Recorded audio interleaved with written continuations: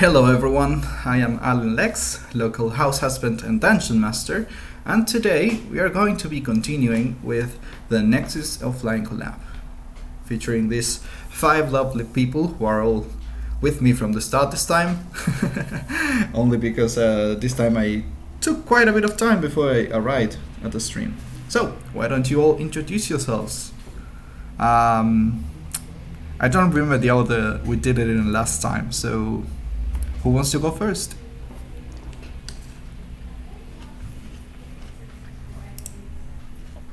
Okay. Hello, I am writer Vermillion. I am a hero VTuber, mostly streaming horror games and whatnot, and I am here for D&D. Woo! Right, next.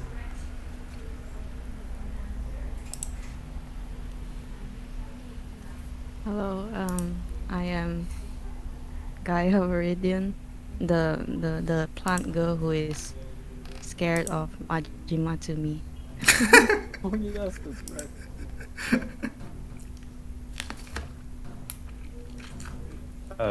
Hello. I am that Majima Tsumi they speak of. I'm playing as the paladin on our team, and I hope we all get along. Do you? Alright. I'm Xilion von Mau. I'm half owl, half lion, and I will be playing as a rogue. Party's rogue, nice. In the Konnichigen, I am the multi-dimensional Tajigen Khaiden, a sentient star cluster in VTuber idol form for your entertainment. And yes, I hope this D&D session is fun and entertaining. Looking forward to it. Alright, that is everyone. Xilion was not last session, so he will have to be introduced today. First of all, thank you for the first time chat case. Hoping I'm saying that correctly. And Vermillion, thank you for the subscribe. Alright, so Last time, I guess not. last time, you mean last session? Oh my gosh, I realized I didn't follow you on Twitch. Sorry, Alan. It happens. Thank you for the follow now. Now that I realize I only opened Roll20 for the camera and not for myself. Which could, be problematic. Oh, this fruit is so sour. Anyhow, so last session, to make a brief recap, we had a little, everyone arrived at the world of Nexus. Well, not everyone except Xilion. Well, Xilion actually did arrive last time, but you just did not meet him. Everyone appeared, got attacked by kobolds, managed to make peace with the kobolds, and now you managed to reach the city of Collab, where you quickly found a place to spend the night, the lovely Dead Rat Tavern. And Tsumi decided to cause trouble on purpose. And so now, wait a second, I'm finding my notes. Oh yeah, he got stabbed. Tsumi decided to cause trouble on purpose, and now he killed a member of the Thieves Guild. Well, he didn't actually kill it. He knocked that person unconscious, but somehow managed to invoke the wrath of another member of the Thieves Guild, who proceeded to not just finish killing off this thief, but also almost kill Tsumi. Tsumi's body got dragged towards the tavern where the rest of his party were, and finally you were all approached by a man calling himself Billy Thunderbolt. This Billy claimed to be a bounty hunter who was after the Thieves Guild, and now he wants your help to destroy the base.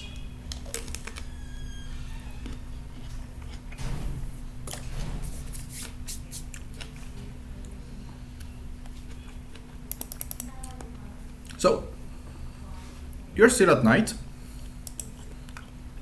In case there's something else you would like to do before going to bed.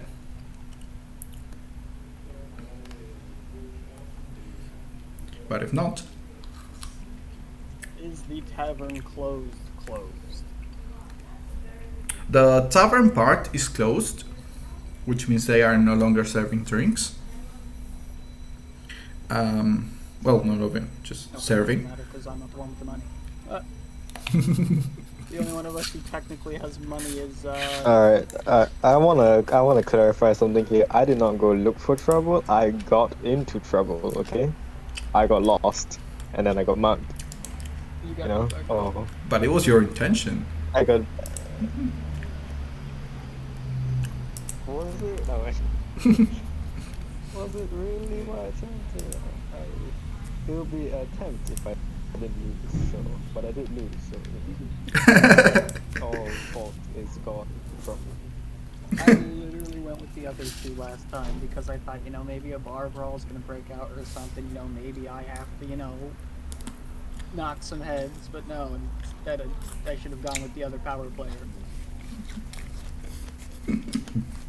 So now I'm gonna handcuff myself to Tsumi because now we know he's a magnet for trouble. You two are just forming this bromance. Enemies to lovers. But yeah, all you got was soup. It was very good soup, not going to lie, but still.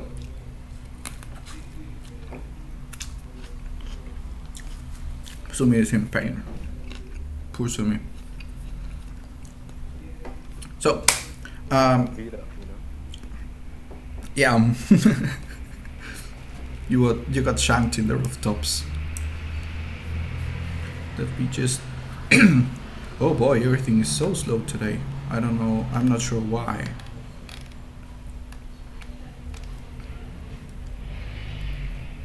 I might actually have to revise eventually how I do this because I think I should have a less.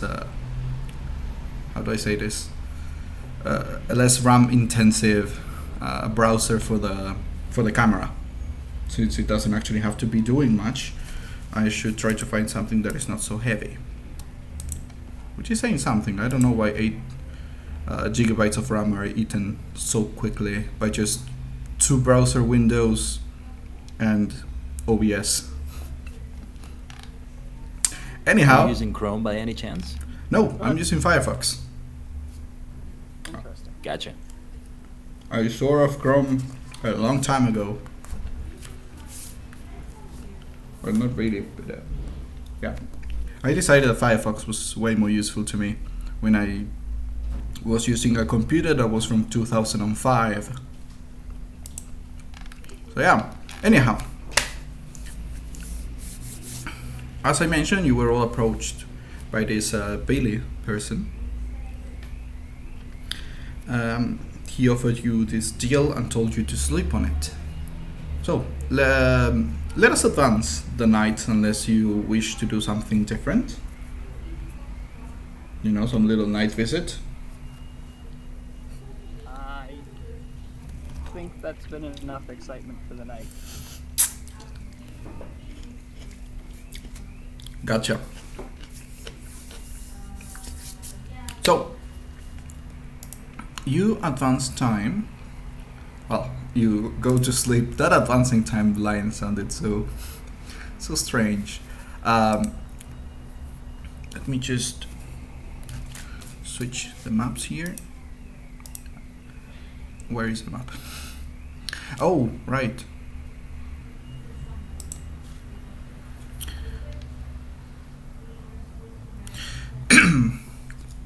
So, you'll go to sleep, and during the night, you all see yourselves in another dream. A dream similar to the one you had when you arrived at Nexus. And yet, there's something a little different this time.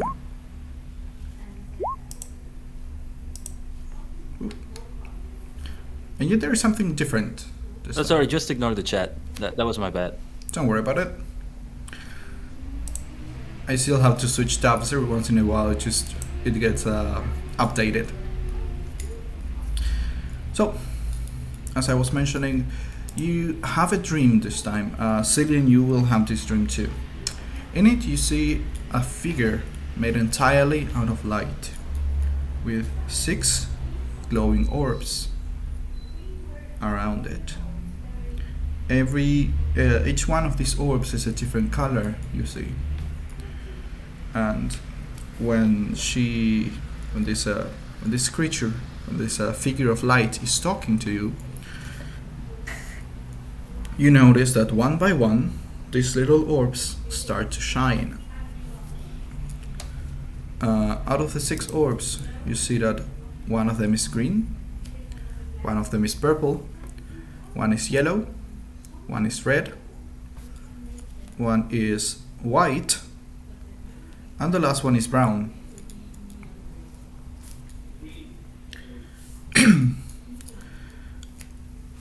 As this figure begins talking, you again hear this. It's an angel.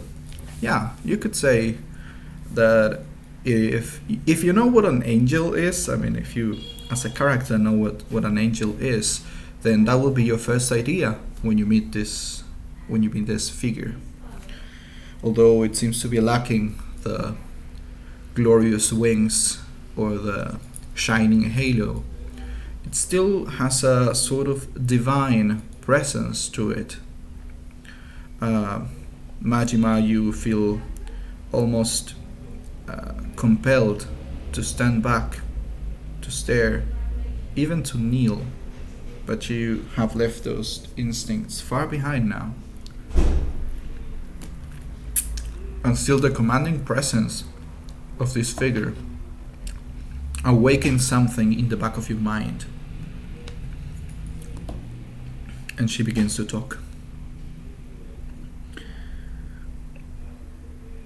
The moment she starts talking, you hear 1,000 voices trying to make their way into your brains.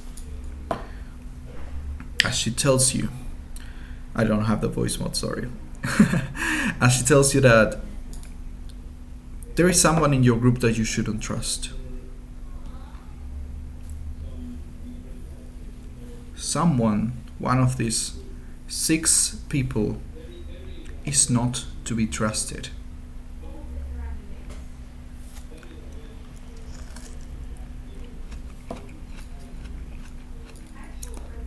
Now, as you all look around you in this dream, you see that you are standing in a field of pure white. You see around you what appear to be clouds, as if you were high up in the sky. And these clouds and the bright light that shines from this figure sort of obscures the fact that there are other 5 people. Each of you believe you are standing alone, surrounded by 5 people you cannot see. And so,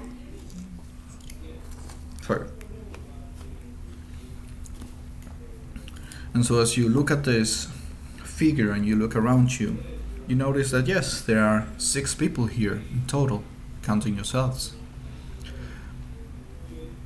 But you're not sure what she means when she says that one of you cannot be trusted. Whether you take the figure's words at heart or not, well, that's up to you to decide.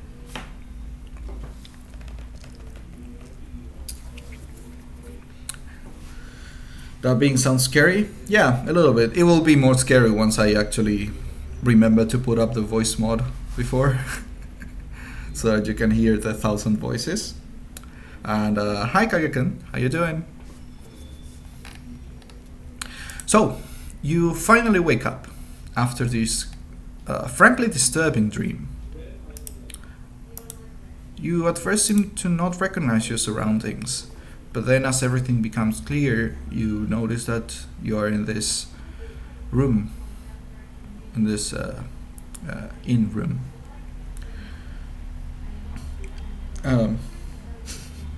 A cheap, sort of dirty bed, itchy covers, the cold that just starts to creep into the room.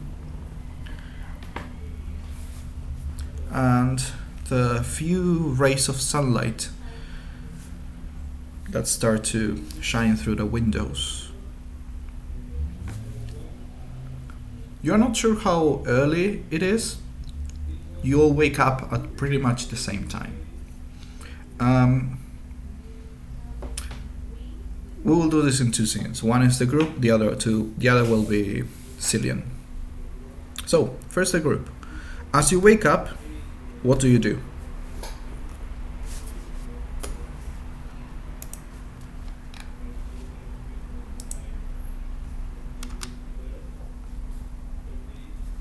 We all had the same dream, right? We don't know that we all had it, but we had it.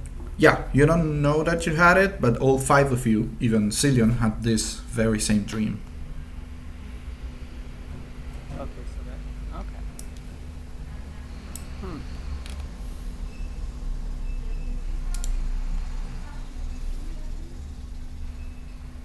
Well, we are just waking up. What's the status on our friend Masuk here? Tsumi, you notice that most of your wounds have already healed. Don't mind me just setting this again. There you are. This once more clear as day. Yeah, Tsumi, you notice that most of your wounds have already healed. Okay.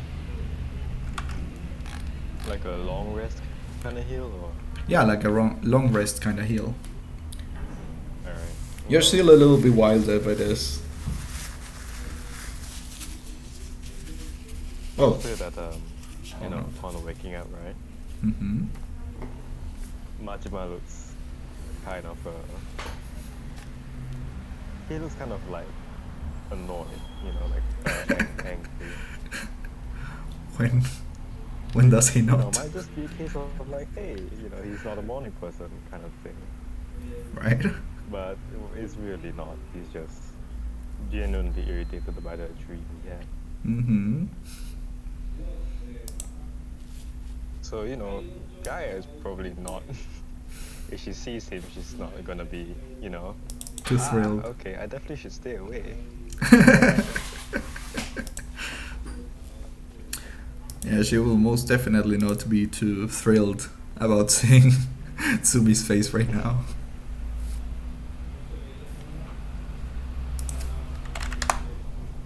But other than that, I think that'll be all for Majima. He'll probably start to leave the room, I guess, and head out. Alright.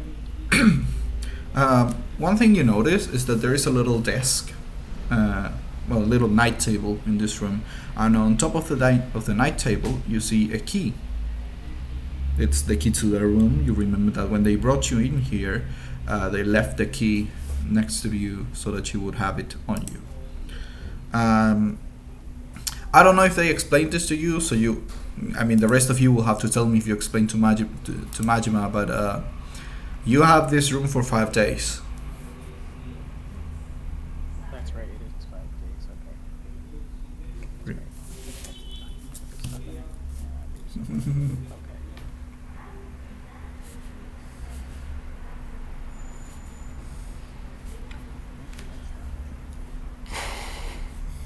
Okay. Okay. Did you say like the sheets were like dirty or something? Yeah, a little bit. No, not the sheets. Not the sheets. The bed. The sheets are just itchy. They are more meant to keep you warm. So it's this very thick type of wool, but it's not very. The craftsmanship is not really good. So it starts to really itch It's a little bit of wood and wool and hemp. Hemp was it? Let But me. like a very coarse and rough kind of like sheet. Yeah, it's very coarse. It's very rough. It gets everywhere. Sorry, very coarse, rough, but it's very warm. It really protects you from the elements. You can't just throw Star Wars memes in there. It won't stop you.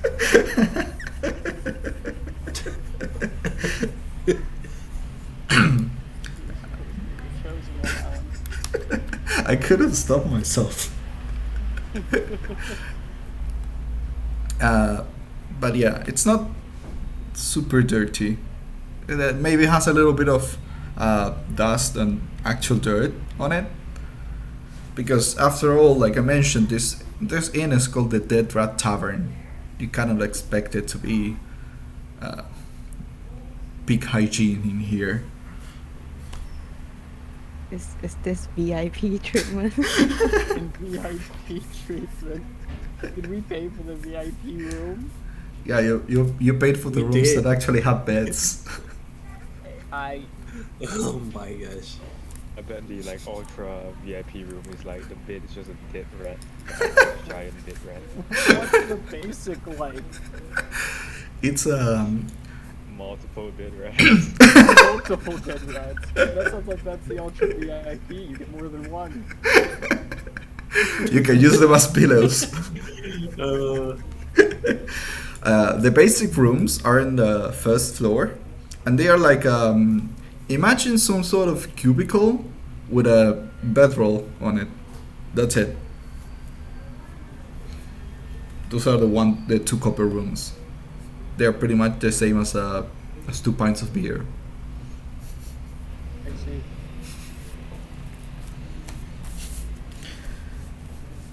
But yeah, imagine how much it costs you to buy 2 pints of beer, and then imagine there's a hotel room that is that price.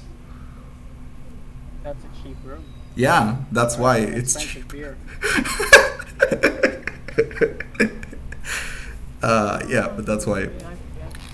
Yeah, it's just the. The alcohol's like that. That's true. The craft beers, expensive as fuck. Anyhow, yeah. So you are all up now.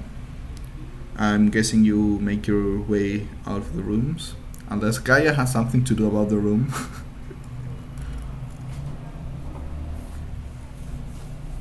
It's okay. I'm a coward. I'm not gonna confront anyone. So wait, if majority vote is Why is the bed so shit? you're going to go downstairs. You No, just no, not me. I said it was Gaia. I said it's really brave of her to confront the guy. So why is the bed so shit?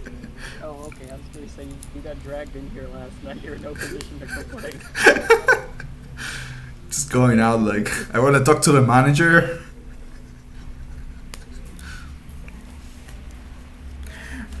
All right. What kind of establishment is this, huh? You let me bleed all over your floor.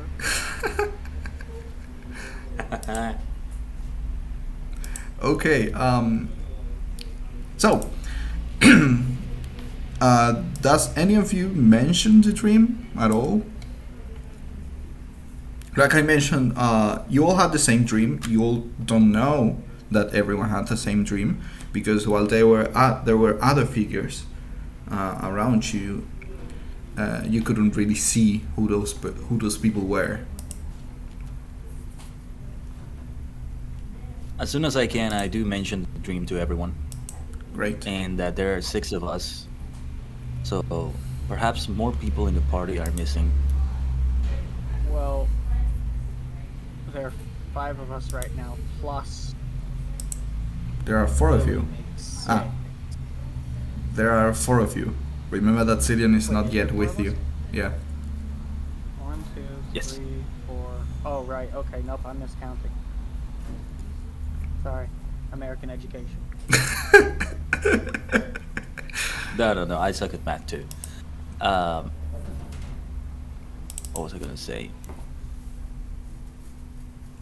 Are we So there like, all together now? Yeah. Your rooms are on the same floor, so If even one of you just opens the door, it will resonate through the entire floor. Like all of you will realize that one of you has opened the door, so that you know the others are also up. Sitting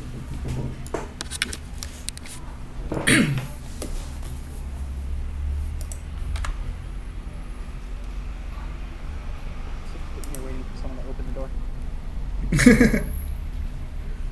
Bunch of people with social anxiety. I am more than willing to open the door and start making my way downstairs. Right. I'm ready. I've already done that. I've already opened the door and left. Oh, okay, then yeah, I'm following him. I'm ready to get revenge. Let's go. You're not gonna screw with one of my people and get away with it. As you make your way downstairs, you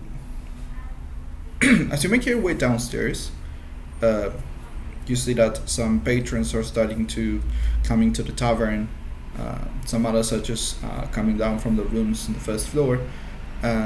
People are starting to have breakfast.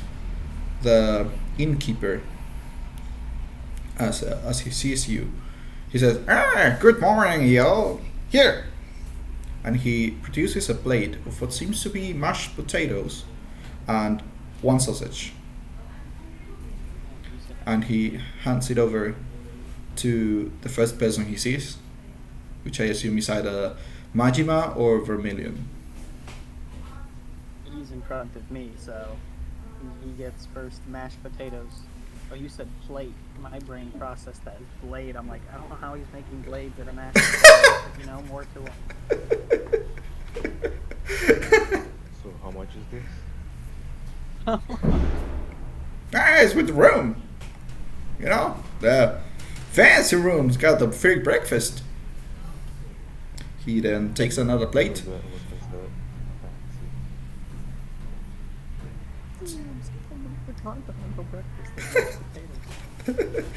He Right, well, and Majwa just casually hands the plate over to Vermillion. Oh, here you go. Hey now. Mashed potatoes aren't gonna kill me, are they? Well, I don't think they're gonna stab you.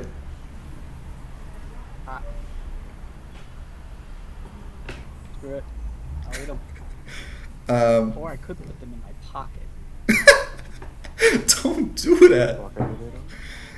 He takes out another plate, serves another spoon. This big spoon that he has. He serves another spoonful of potatoes. Takes a sausage from what seems to be an oven behind him, a stone oven, and he hands the plate. He offers the plate to Majima. He says, "Hey now, I thought that almost getting Gaia would make you hungry."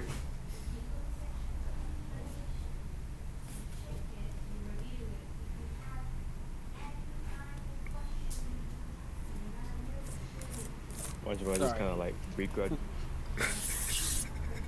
No, please continue.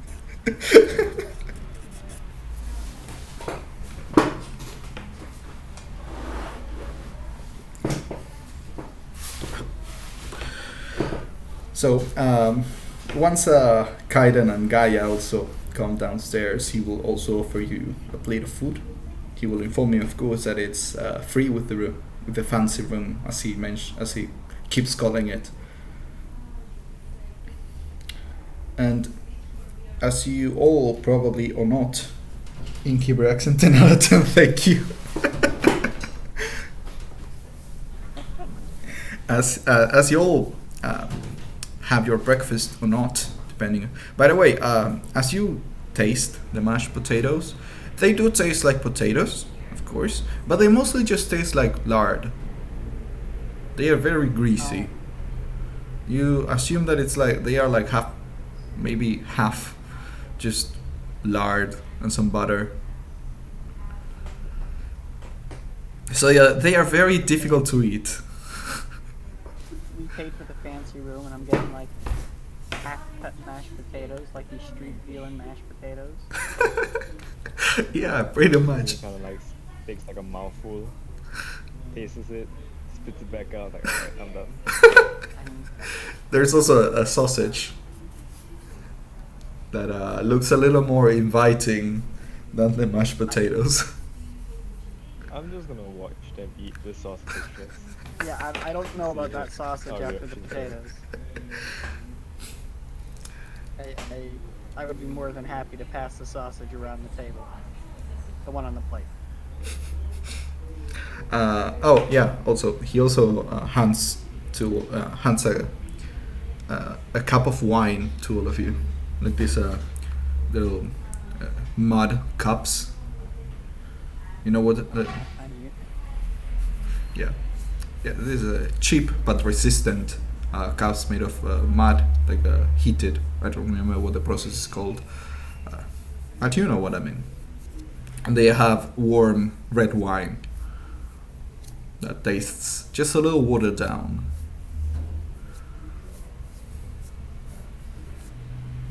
I eat everything, but very slowly.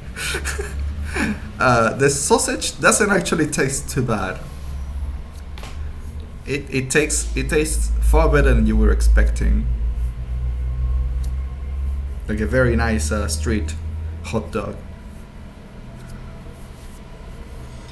And I will move from this scene a little as you all have breakfast.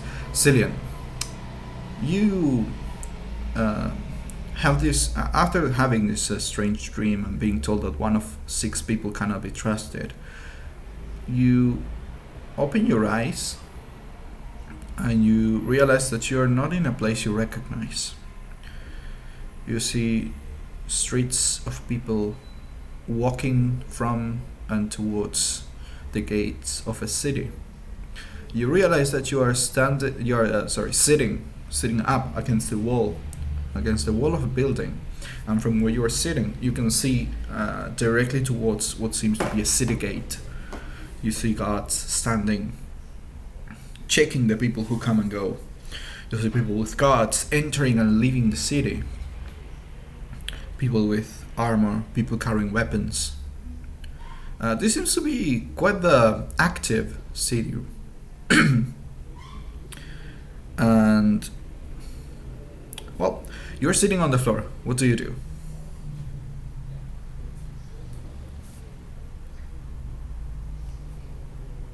No, I entered the city and start roaming around it, thinking it was really weird dream because I don't know anybody. I'm alone. Yeah. So I search and I don't know, thinking maybe I'll meet those people today. It's a little dangerous because I don't trust one of them, but it's okay. I'm up for adventure. Good. The first thing, of course, you will notice is that you have no idea what this city is. You see people of what appear to be very different races. You see people walking around with a more human-like appearance. You see others with long, pointy ears and sharp eyes. Others with reddish or bluish skin, horns, and a tail. Others that look like they have animal features. So these people move around the city. You feel a little lost. You cannot help but feeling that. Now, Xilion, quick question. You can only have one of your weapons right now. Which one do you want? Or you are a dual wielder, right? I don't remember the fighting style you ended up choosing.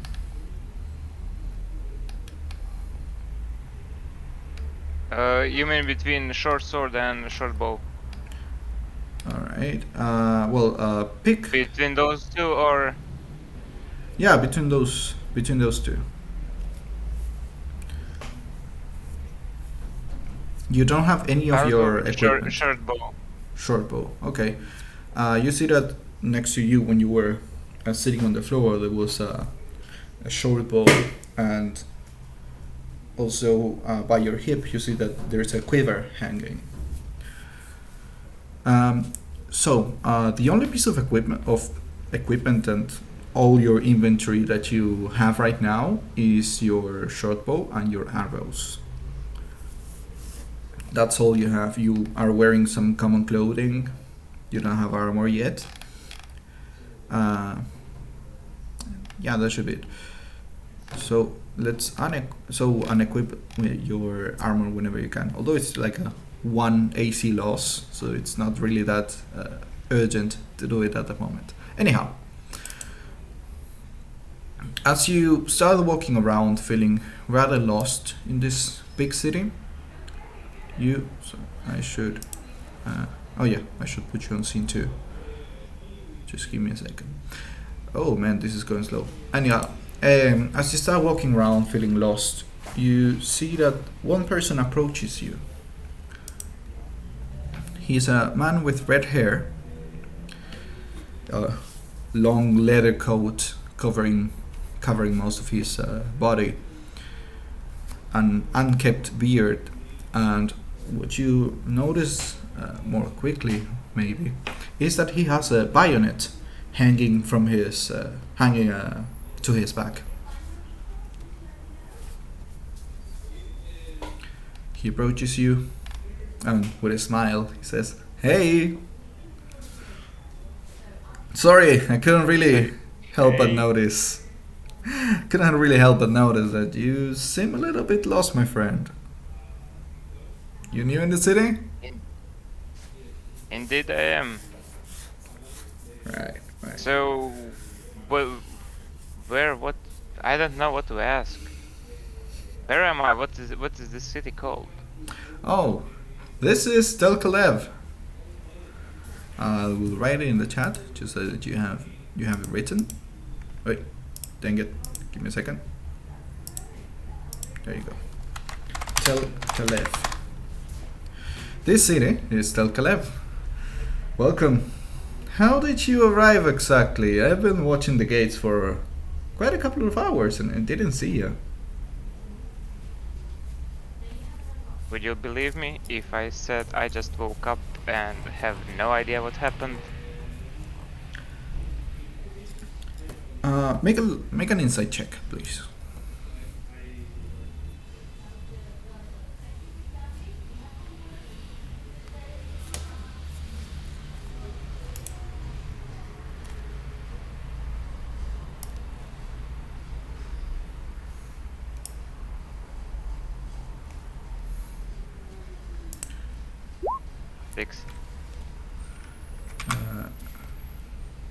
Hang on a second. Connection interrupted.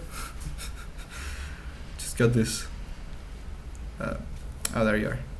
6. Right. When you tell him that you just woke up there, he looks a little bit concerned. Says, "Huh, that's weird now. Hey, you look like you can handle yourself in a fight. Are you a mercenary by chance?"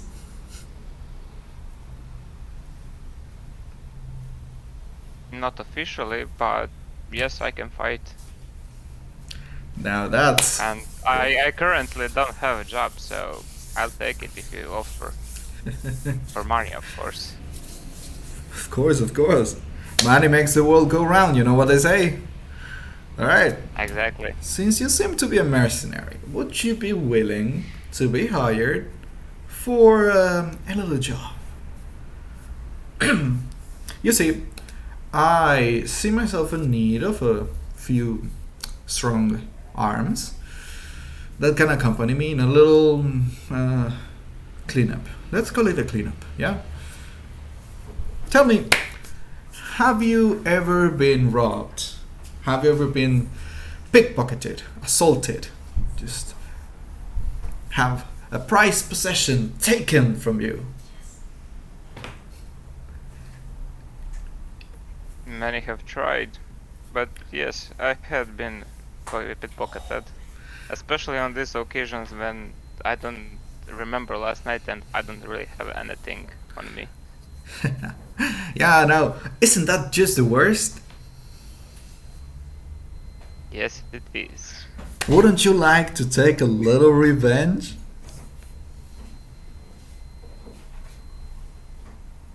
Yeah, Good. I would. Now, I am going to lunch, and he just leans a little closer, starts sort of whispering as if he didn't want others to hear him. He goes, sorry, imagine someone asking you that when you're at the job interview. He leans a little closer, goes, I'm going to attack the Thieves Guild in this city. Wouldn't you like to be a participant in this service we're doing for the city?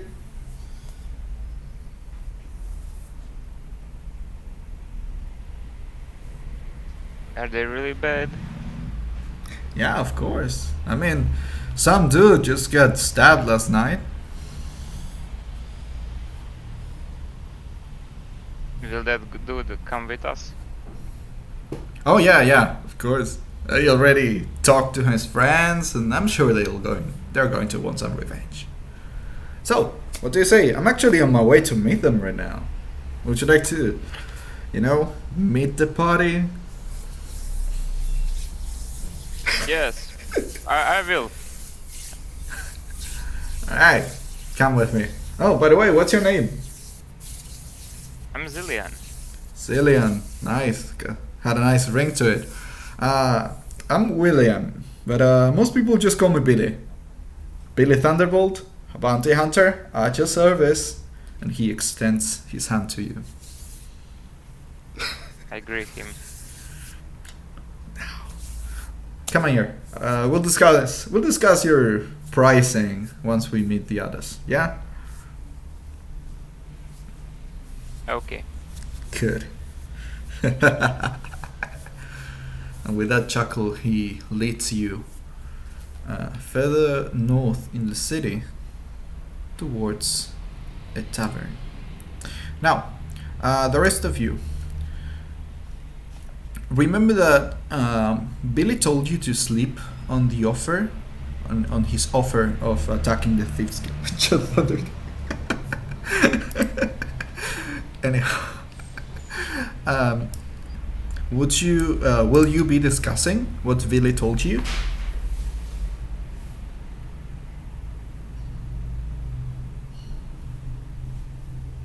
Talking about the other four, right? Yeah. Oh, yes, let's discuss. I'll wait for someone to bring it up. It's kind of unfair. I'll wait for someone to bring it up. So, how long are we gonna wait here for him until we get out there and get these people taken care of? I ask. Who are people? Well, I'm sure our friend over here didn't just trip on a rock and come in looking like that. Someone did that to him. And whatever his name was from last night says he thinks it was the Thieves Guild.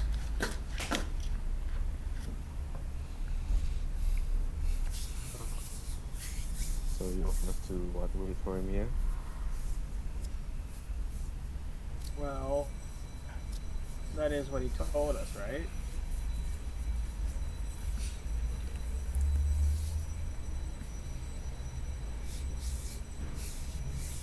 Can we trust him?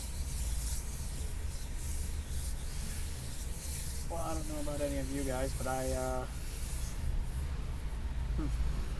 have a thing about not fully trusting people I've just met. No offense. We've all just met, that's very true. But we all seem to be in the same situation, being transported to this dimension. Whatever is going on here. Perhaps Right. sticking together for now is a good idea. I would agree.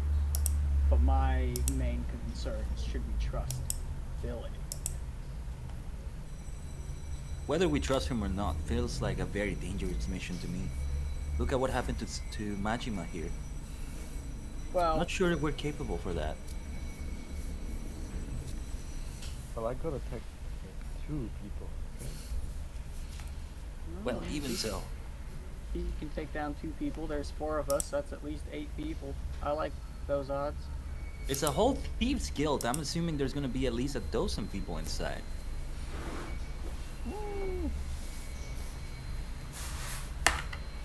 Well, you could say. Well, I'm thinking about the whatchamacallit, the layout of the place. I remember it was set up in the graveyards from what information I managed to gather. Just need to find a button there or something of the sort.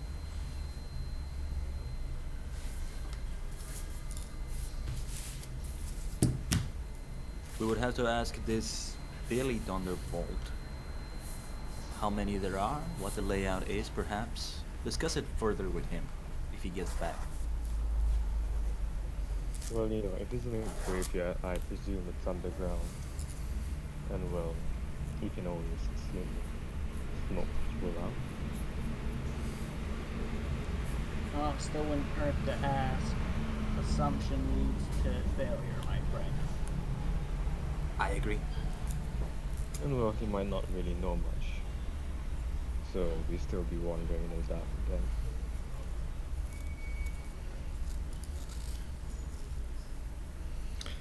We need to find out what he gains from this. Or we can just not go look for trouble with a whole guild.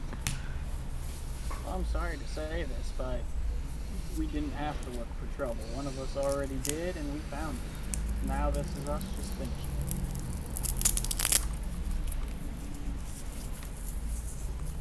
it. He probably had it coming for him.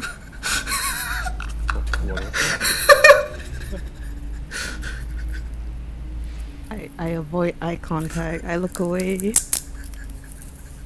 Staring right at you. Okay.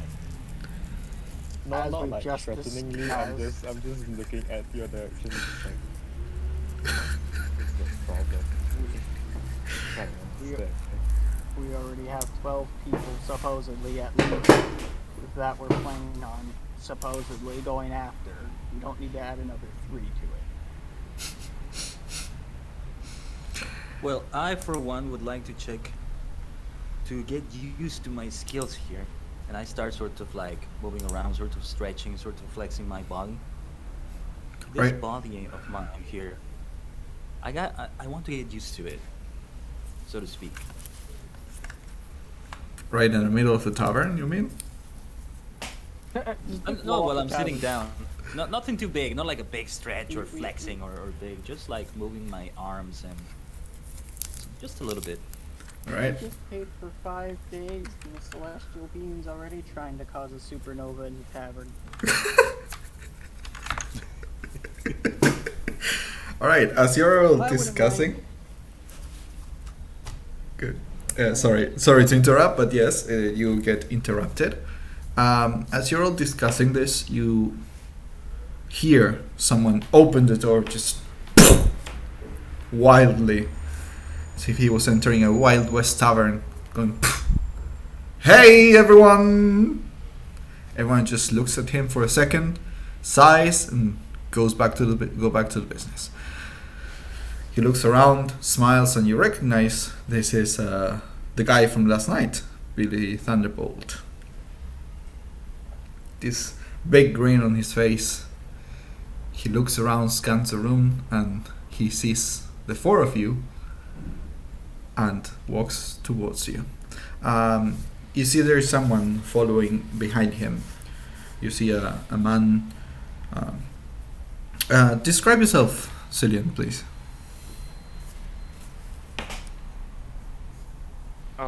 So I have a owl head, and most of my body is owl-like, except that I have a tail and claws, lion claws on the feet.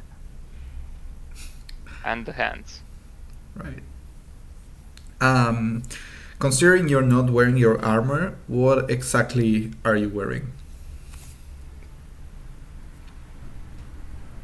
I'm not sure how would I describe the common clothes for this city, because those are not my clothes. I don't remember. Yeah, you're supposed to be wearing like, how do I say this? The clothes you were wearing before you got teleported, or something you would wear in your daily life. For example, the other 4 people are dressed exactly like you see on their little map tokens. Oh. So they're a very colorful group. Then in my case, it's blue shirt with a feather on it, Mm-hmm. and normal jeans. Right. Blue. You see that the person, then the 4 of you notice that the person who is following Billy really stands out clothing-wise. He's dressed in what appear to be modern clothes. So he immediately catches your attention. Billy just saunters towards you, avoiding, just going through the other tables, and puts a hand on your table and goes, "Hey, I found someone on the street. He is going to help us." Oh yeah, did you guys think about what I said last night? Are you going to help me? You found someone in the street Yeah, who's going to help us. yeah, that's what I said. Alrighty then. Well, what do we think, guys? We doing this or what? Well, before we accept, we would like to know more information, I say towards Billy. Like, how many enemies we are to expect, what the layout looks like, to see if we can handle such a challenge. Ha! I knew it. I knew you all had a head on those shoulders. Now, he pulls up a chair from a nearby table and motions towards the man next to him, Xilion. He motions towards you for you to sit down. Then he grabs another chair and sits next to all the others. All right, you guys want information? I'll give you your information. First of all, this lovely gentleman here is called Xilion, was it? Yeah, Xilion. And he seems to have appeared out of nowhere. And you see he makes air quotes. He says he's a mercenary. He's carrying a bow. I sort of trust him. So he's going to help us to, defeat the Thieves Guild, as I mentioned. Oh, sorry. He leans closer, like he's whispering, "Defeat the Thieves Guild!" Then he winks. Right, so, what do you want to know? Come on.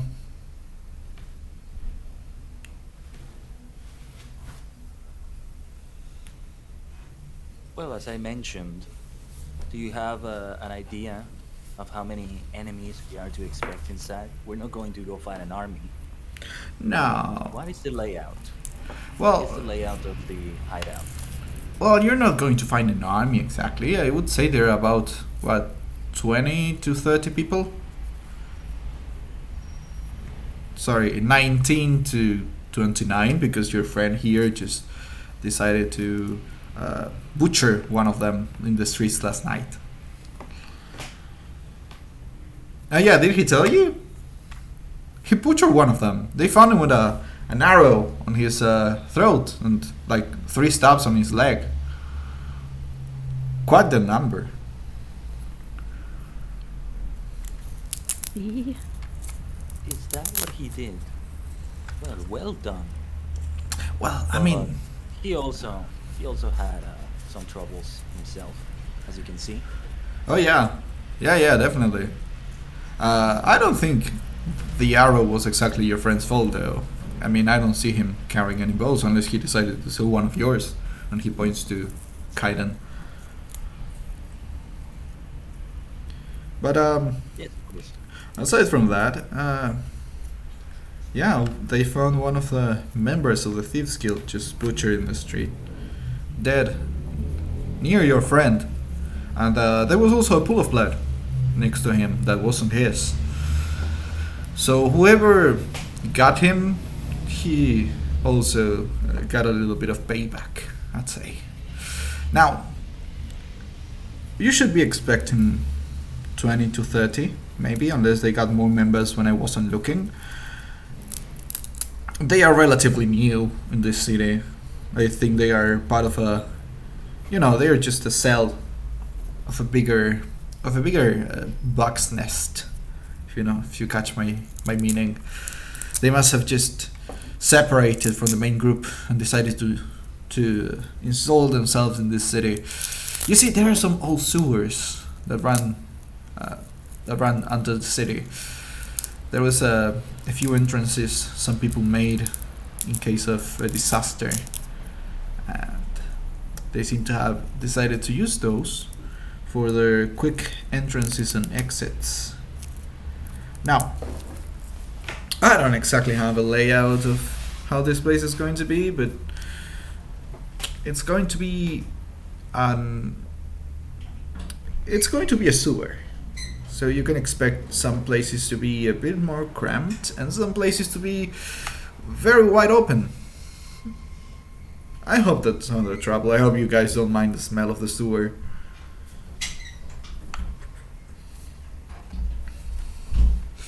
What about you, plant girl? Do the fumes hurt you? He looks at Gaia.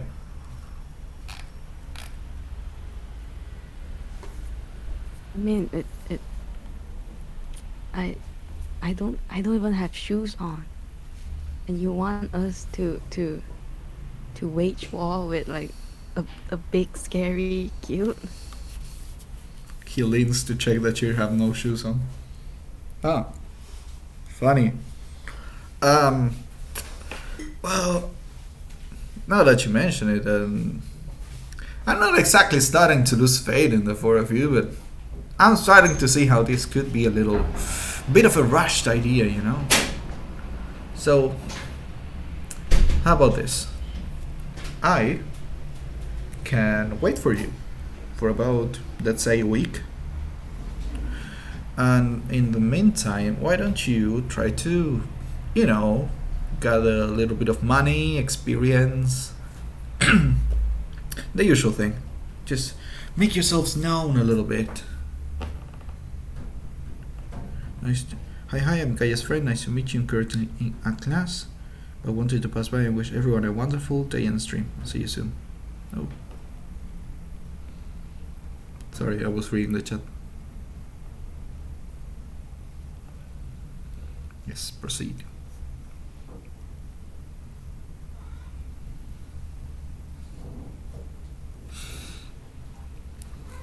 Oops. So, he has offered to wait for a week to give you time to get yourselves organized.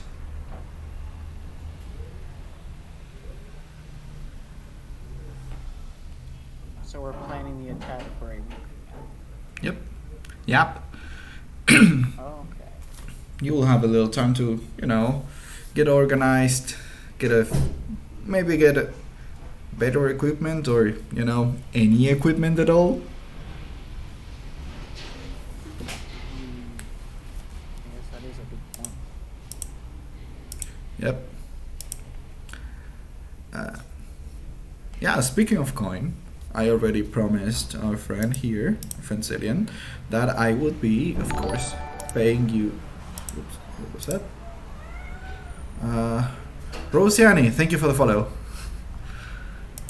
So, I already promised your friend here that I was going to pay you, and I'm not one to play favorites, So I'm going to pay all of you a nice sum of gold. So let's see here.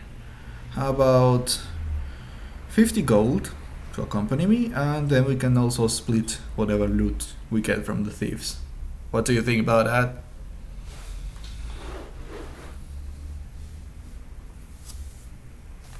Sounds good to me.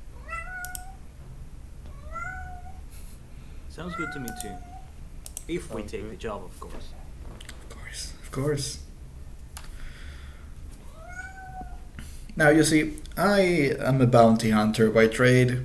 I learned to be patient from time to time. I know that sometimes you gotta sit around for a couple of days before your mark comes in and you can, get a clean execution. Now, I'm not going to push you. Yeah? I think you can all wait a little bit. What was that noise? Oh. And for each streamer, use it wisely, adventurers. Thank you for the bits, Novir. Thank you very much. Anyhow. Now, my suggestion would be that you pick a little job. In the meantime, you all look to me like you can handle yourself with some odd jobs here and there. You know what I'm saying? Now, there are two guilds in this city, and I think you could do well to have a little standing with them, Because it's also a little suspicious for me if you guys just arrive at the city and then all of a sudden I'm hanging out with you. So, what do you say you start building a little bit of a reputation up in here? What do you think? I think one of us is already on the right track. Yes, that might be true. And I look at Majima. I'm so sorry, I keep shitting on you for that incident, but it's just...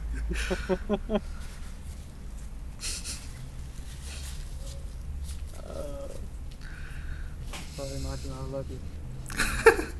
No homo. No, I mean, he did kill one of the thieves. And I'm saying this out of character, like, makes sense. Okay. We're getting somewhere.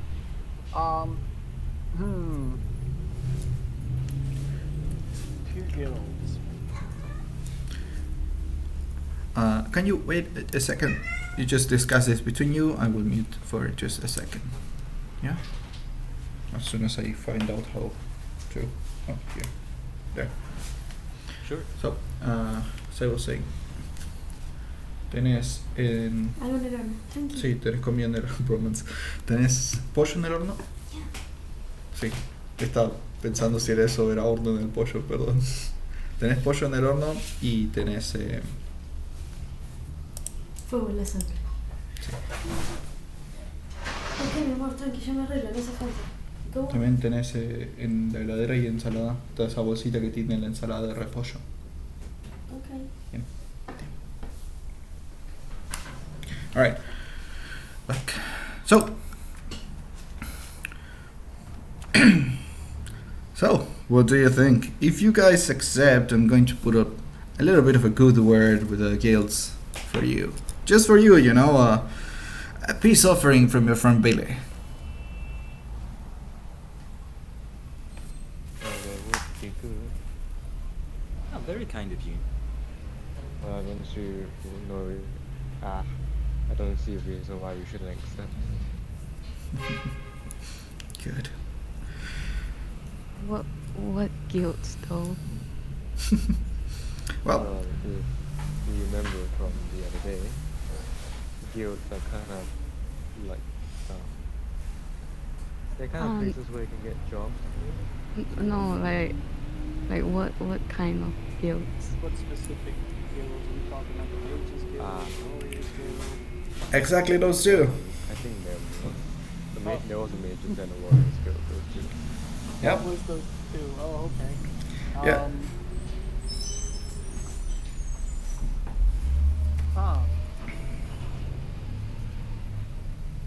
Be beneficial for us, you can earn money if we, That is talk to true, we them. do need money. I would potentially like to purchase the rat room. What? What are you talking about? Nothing. Right? Yeah, that sounds like an idea. get in with the guilds for a week. Raid the Thieves Guild. Bromans. Oh. Well, here's the deal. You can either choose to go for the Fighters Guild, for the Mages Guild, or both. But I think I only got enough favors left to put a good word with one of them. The other one, you'll have to get in by yourselves. Fighters Guild will mostly have you doing a little bit of muscle work. You may go to protect someone, you may go to, kill a little bit of wildlife that is getting a little too wild and a little too much life. And, couple of harassing bandits, that sort of thing. Mages Guild, now, they can be a little more complicated. They may have you gathering ingredients, they may have you testing scrolls and other magical things, but the rewards may be a little bit juicier, you could say. So what do you think? I need you to choose quickly, I have stuff to do today. Well, I I'll don't- try to. Can I say something? Sure. So I think it's better for us for Billy to put favor for us in Mage Guild, because in Warrior Guild I'm pretty sure we can handle ourselves to get famous in there. Mm-hmm. That would have been my suggestion, potentially. Very well, I agree with them. Yeah, then those of us who don't know jack about magic or anything magic related at least still have a chance to, do what we have to do. But I feel like if we join a single guild, that's going to be for the best. Mm-hmm. I nod. I think we can handle 2 guilds. We can take some, for example, some ingredient quest in Mage Guild, and then go do a mission and try to collect the ingredients on the way. That is true. Ah, I like the way Well- you think. My role is pretty much strictly bodyguard, as well as that's gone so far. So, whatever you guys choose, I'm rolling with.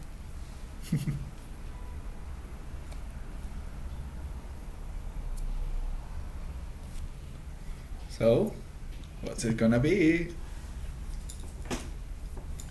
So is the first one we're focusing on the Mages Guild then? I guess so, since apparently we should be able to deal with Fighters Guild a lot easier. Getting more reputation with the Mages Guild would be good. How many of us are mages? Or have a magical aptitude? Mm-hmm. So we have at least 2 or 3 of us or 4 of us who are more of the physical. So yes, I believe it would be much better for us to use the favor of the Mages Guild, get in on there, and then we just fight our way into the Fighters Guild, so to speak. Fight your way into the fighters. I like how you think.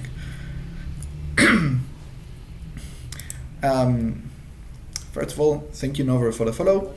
And yeah, the only one who can use spells out of the 5 of you right now is Gaia. And Tsumi will only be able to use spells next level. Yes, so Alright. good luck. Well, we're all in agreement on that then? Yes. I Mhm. nod. Then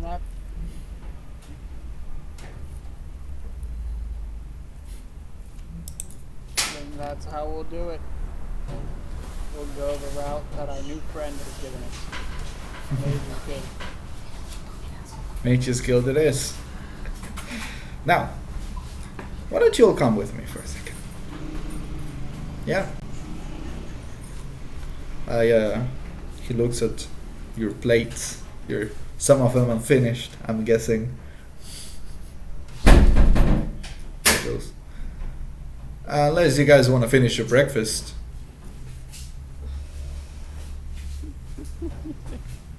They call this breakfast. Yeah. No, I'm ready thanks. if you I get shake that. my head. No. Right. Oh yeah. I learned a long time ago that you're just supposed to take the sausage and get out of here. Come on. Let's go.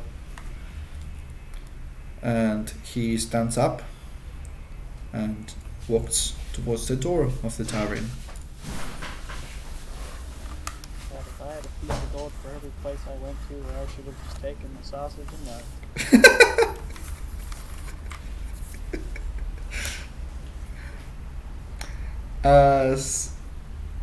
Wait. Alright. Yeah. Good. As Billy starts to walk away from the building. Where are we heading? Hmm?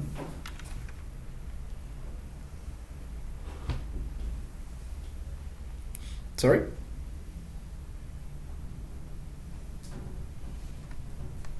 Hello. Hello. I didn't hear what you said just now, sorry.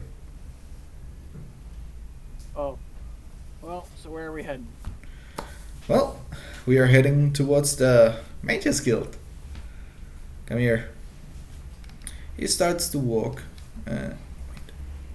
Oh, map is going a little slow, so be patient with me. Okay, yeah, good.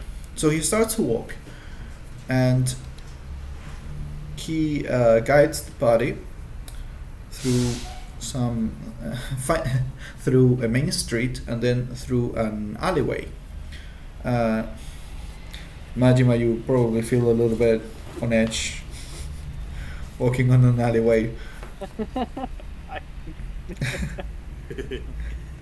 But as he walks, you first start to maybe doubt about where he's taking you, but soon enough you all see what appears to be a flag, a banner hanging from outside of a building. This is a large blue banner with a symbol that seems to be an eye crossed by two lightning bolts.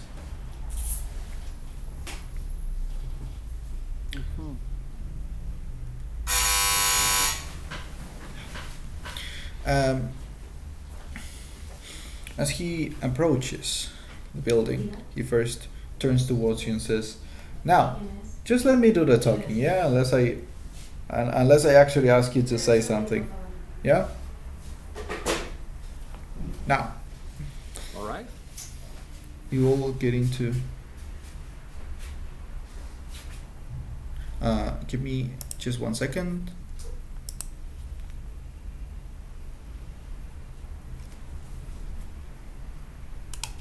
Es el flaco de Ives, me dice si pago con Mercado Pago con QR, yo no puedo, o sea, hacer ninguna de las dos, creo que tenés que vos. Tenemos efectivo en la caja, en el ahorro. Ok, ¿Puedes hacerlo? Perdón, ok, dale. lo siento. ¿Cuánto es? Ni siquiera sé cuánto es. Son 600. Hola. Sí, pago con efectivo. Sí, vamos. Ahí abajo.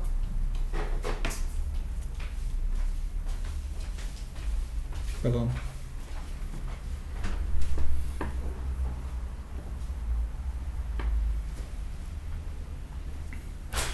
Deja, voy yo. Voy yo. Estoy molesto, pero no es tu culpa. Ok. Solo le voy a decir si pueden pensar a venir a una hora específica. Ok.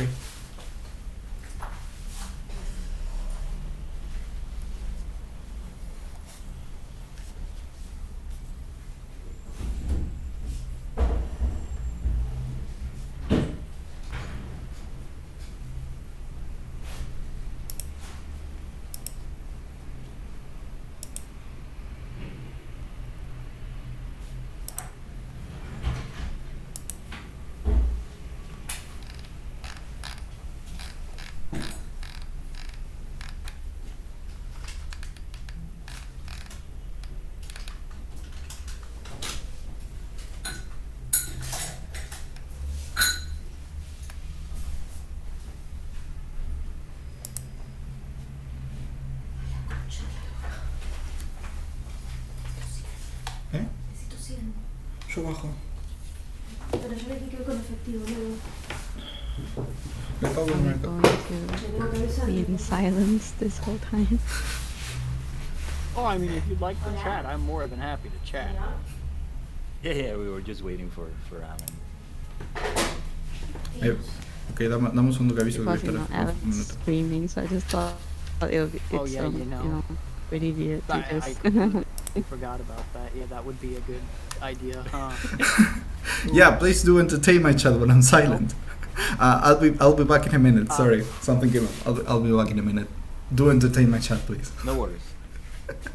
Oh boy, I can't wait to smash something with my oversized sword.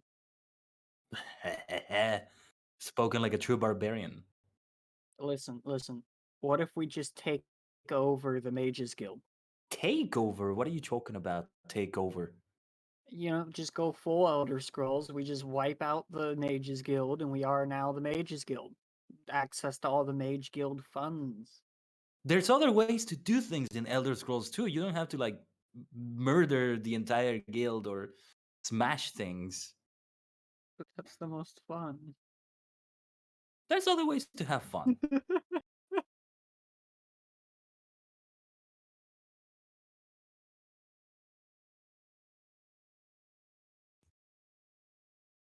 See, you and Majima, you really just want to fight. I don't blame you, but there's other things to do. It kind of feeds into my backstory. Like, literally all of my writer stuff is berserk forms. So. Gotcha. So should I be more scared of you than Majima? We'll Well, see he is the if and when barbarian. the time comes. Maybe when he's raging, he's gonna look Yeah, very right. frightening. Yeah. Yeah, you would be the most intimidating out of all of us. How's your intimidation? Oh, no, wait, that's charisma. Maybe it's different. No, I have intimidation. Nice. There you go.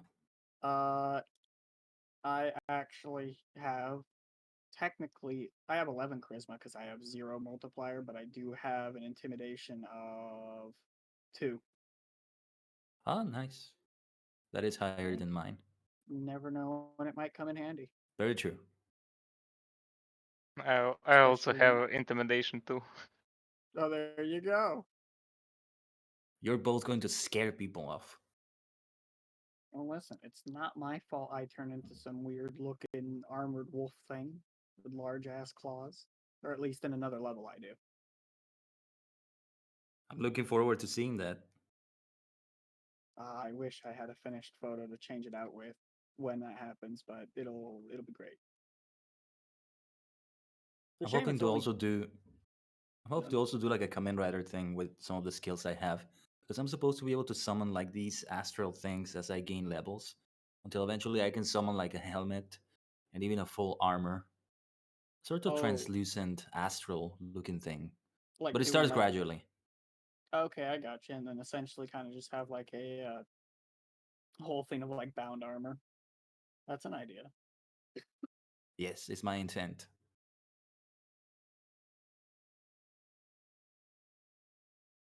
And because I'm a monk, I really am planning to go for rider kick like finishes or a punch. Rider punch, rider kick. That's the angle you have that I don't. Well, you have the weapons. I'll use my fists and kicks. Very, very Showa versus Heisei. You might say that. I love it. That's great. Oh boy.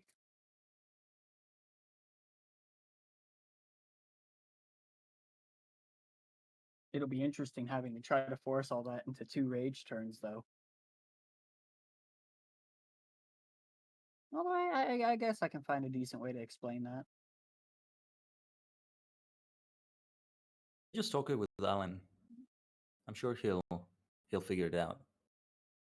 Well, the way I figure is have it be like a something with this world where it's like starting from square one where I can't use it as often or as long as I should be able to. Like have to relearn. That's a good way to go about it. Oh god, I feel so bad for Gaia.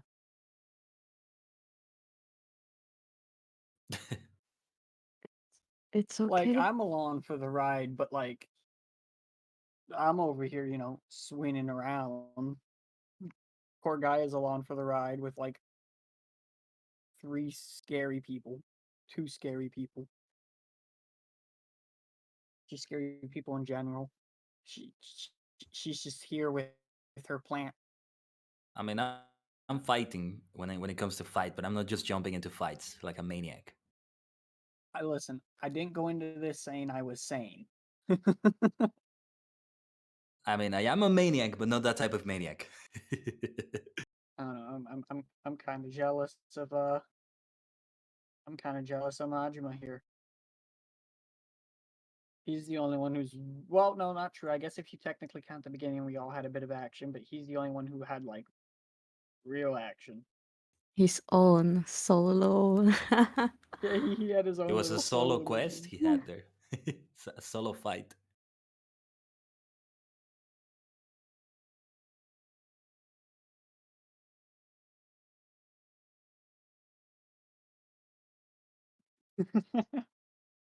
I feel like there's like a lot of very meme-worthy stuff in this campaign. Oh yeah, there should be meme-worthy things in any campaign. Oh, 100%.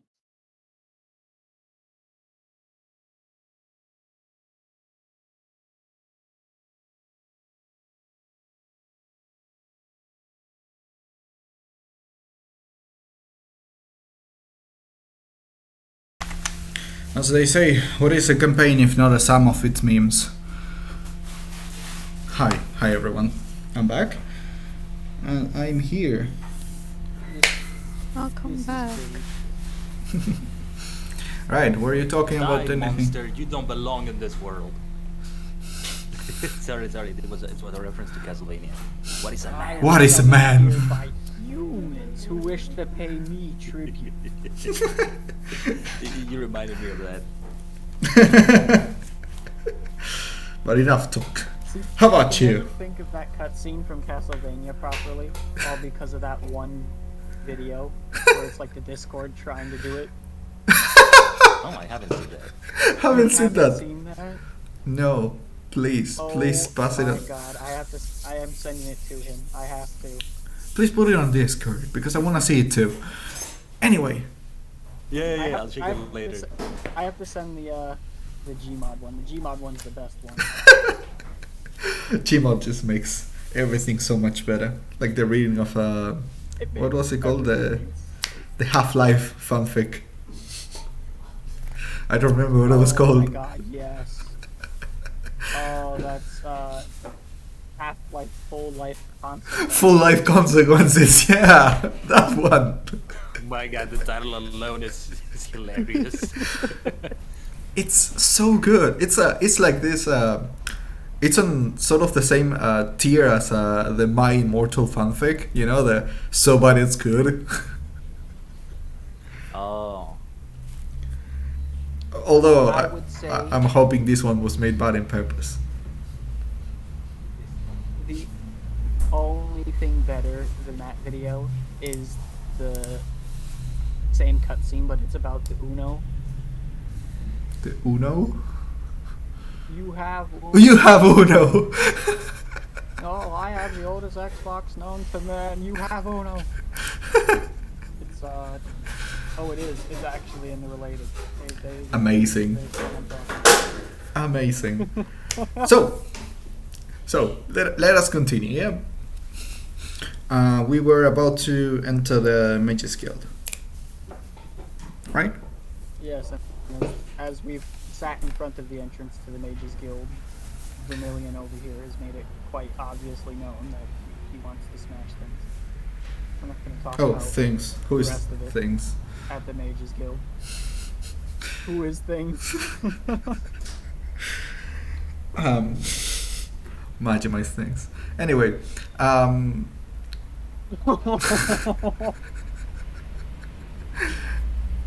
So you see this large blue banner with a symbol of an eye crossed by two thunderbolts, and he tells you to Billy tells you to be quiet while he talks, and he walks into the building.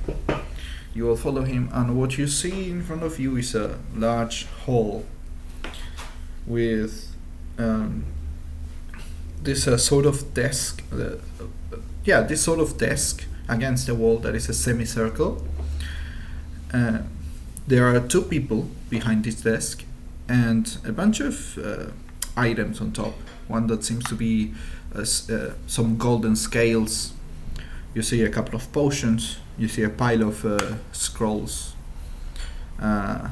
Every one of these clerics has a book in front of them with the inkwell and the feather. There are not many people in the hallway itself.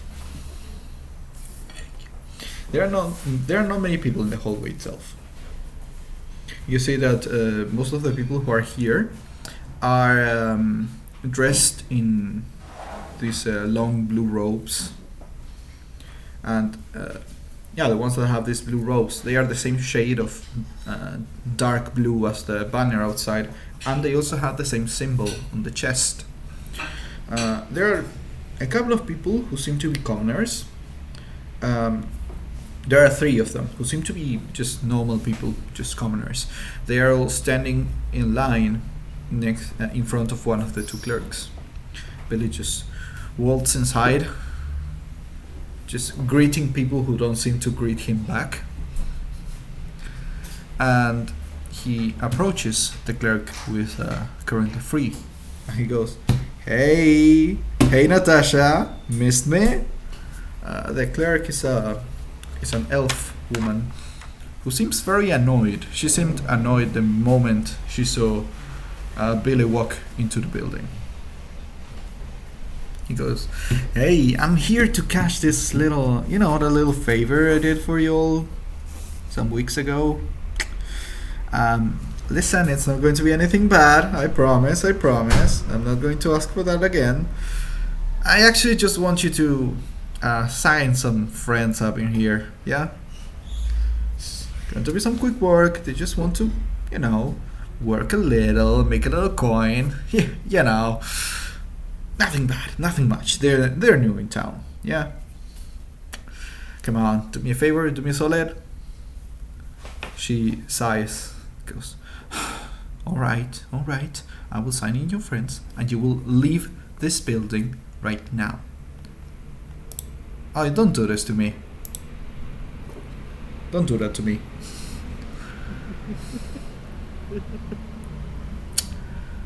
Fine, I will do 5 sit-ups. You don't have to do them now. You don't have to do them now, but... I thought when I was making up those points, I thought, hey, this could be a mistake.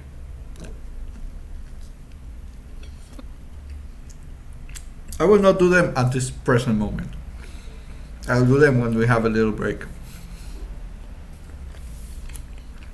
Oh no, I did that just for the meme.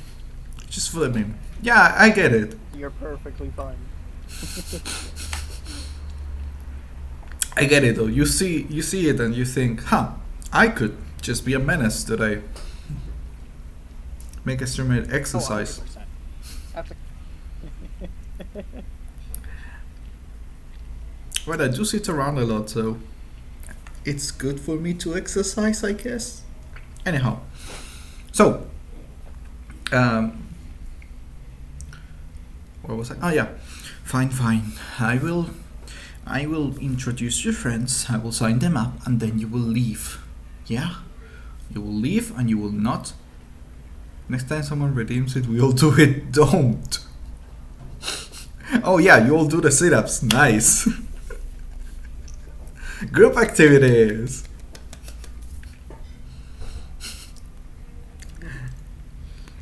Billy smiles and then motions towards you. Sit-ups are easy to do in your space. You just have to get up and move your chair a little bit.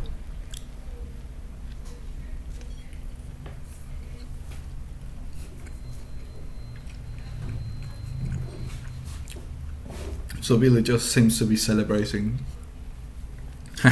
I knew I could count on you, Natasha. Now, come on here.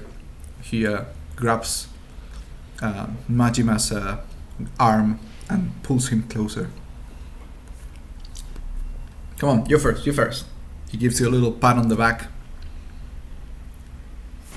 And the clerk looks at you, sort of sizes you up, goes, fine. Hello, welcome to the Mages Guild. What's your name?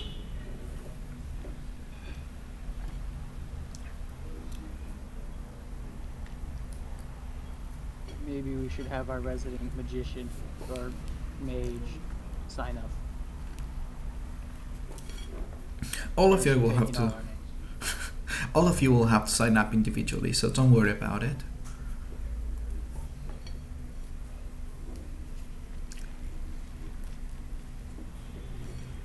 Alrighty, names. I am Vermillion. Alright, yeah, Tsumi seems to be AFK, so you go first. So he pulls Vermillion instead of Tsumi. Yeah, she asks you your name. Just Vermillion? No surname? Ew. Alright. Tell me, Vermillion, do you have any magical capabilities?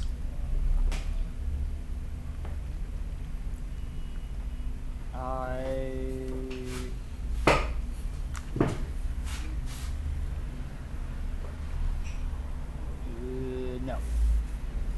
Right. No. She's writing up what seems to be some sort of form.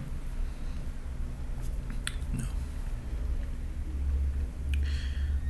Do you have any experience working with alchemical reactives, either ingredients or potion making?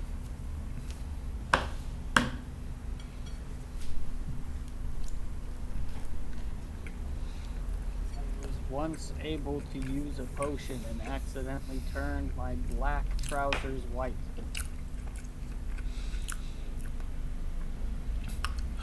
What? How? I will write down no. Listen, I'm not here to question magic. And you see that she seems to be about to say something, opens her mouth, looks at you, closes it, and then starts writing by herself, just filling up the rest of the form. So I just marked everything as no. Great. Have your next person come in, please. Oh yeah, sure. Who's next? Get me out of here.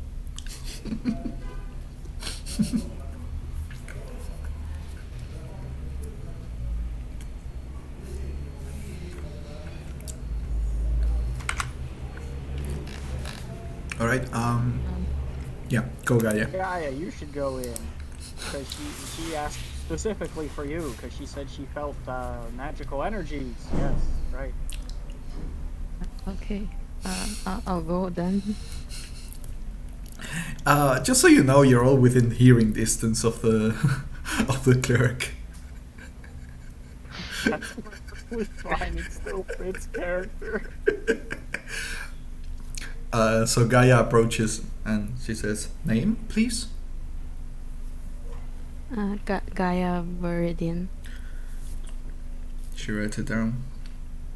Gaia Vermillion. Do you have any experience using magic or magical capabilities at all? Yes. All right.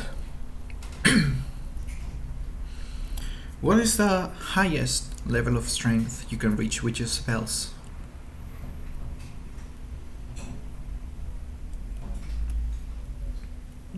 Level 1? Number 1. Understood.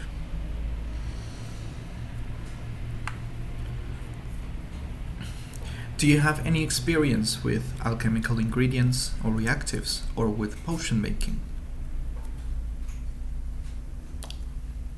Not exactly, but I can I know about herbs and stuff. Right, that should count as a yes. Do you have any experience handling magic items or scrolls?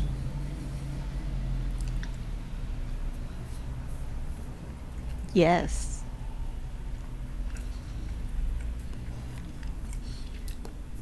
You see that her expression starts to soften up a little bit as you give positive answers to her questions. That's good, that's good. Would you be willing to participate in the testing of new spells? Sure. Yes, yes, yes. Great. Thank you so much, Gaia. Have the next person come in, please. Thank you. Hello, Hi, what is your name? I'm Xilion von Maul. Xilion von Maul. Do you have any magical capabilities? I never tried it, so I don't know, maybe. But no, I don't know any spells. Do you have any experience working with alchemical ingredients? Is there a... I used to, long time ago, Huh? some simple potions and stuff. Very well. But as I said, it was long time ago. I forgot all the recipes. I will still mark you as a yes. Dunkins and Drunkins. Hey Frankie, how are you? Yes, that's right, we're playing Dunkins and Dragons.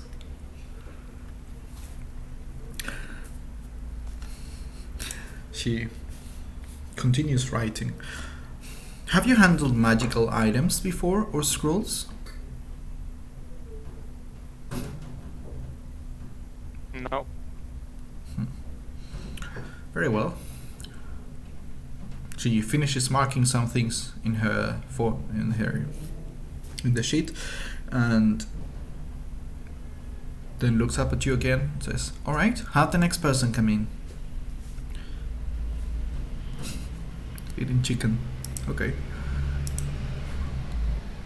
I hope it's good chicken.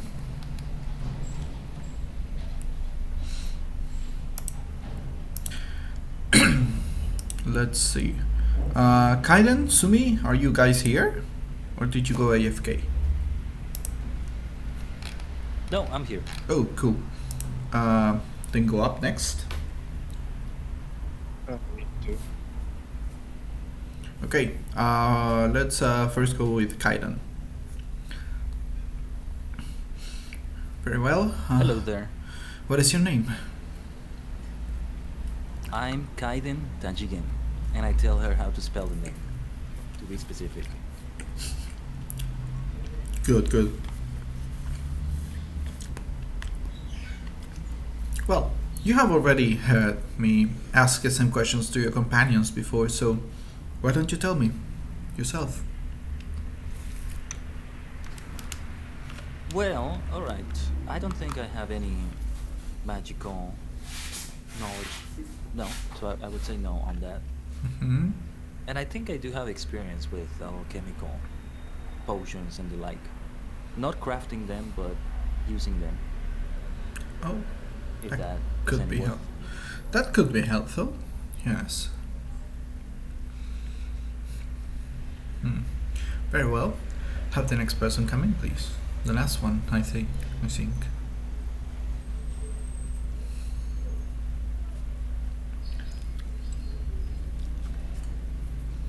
Tsumi.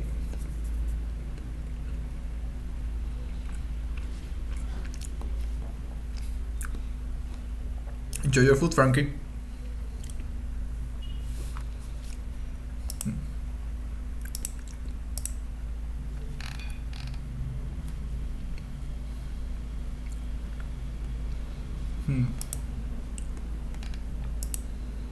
Hmm. Seems like Tsumi is AFK. So we are going to leave his introduction for a little bit later. Although it's mostly just saying your full names. At this point at least. Yeah. Yeah, he was the third one. Oh, okay. Just want to make sure. Good. Oh, right. God, Majima and his solo adventures off to God knows where to get beat up.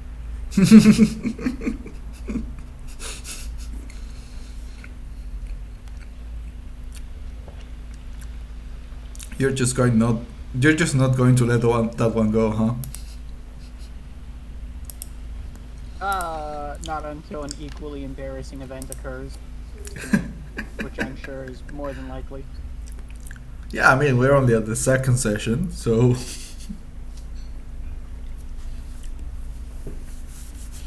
Very well. As you all... I can't wait to go to smash someone and roll a nat 1 and smash myself.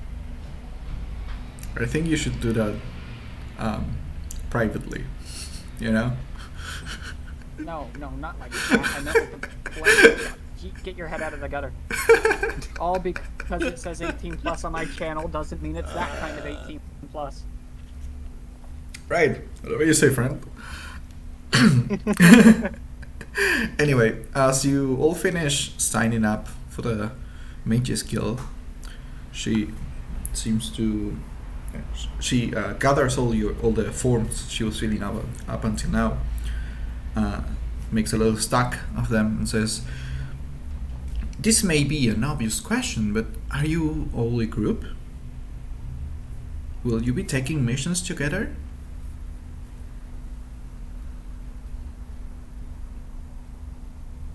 Yes, the groupiest. Right. Yes. Okay. Swear to God, this is the last favor I ever do for Billy. Very well. I will register you all as a single group, which means that we will take that into consideration for when you wish. Sorry. Which means that we will be taking that into consideration when you wish to undertake any new missions. You don't seem to be wearing any sort of armor at all. Huh. Very well. I will have you... She produces a book from under the desk, behind the desk. She holds it. She holds it up, seems to open it with just one hand, and the book just starts fluttering about. You see all the pages start turning wildly, as if pushed by a strong gust of wind. Then she stops it with just one page held up and says, "Here." Pulls this page as if it was just held there by nothing, and says, "This here is a very simple mission. No one is taking it because, well, they consider themselves to have better things to do, but I'm sure you will appreciate having a little bit of work." And she hands the paper to whoever is closer to her. Are you all next to the desk, or did you get away?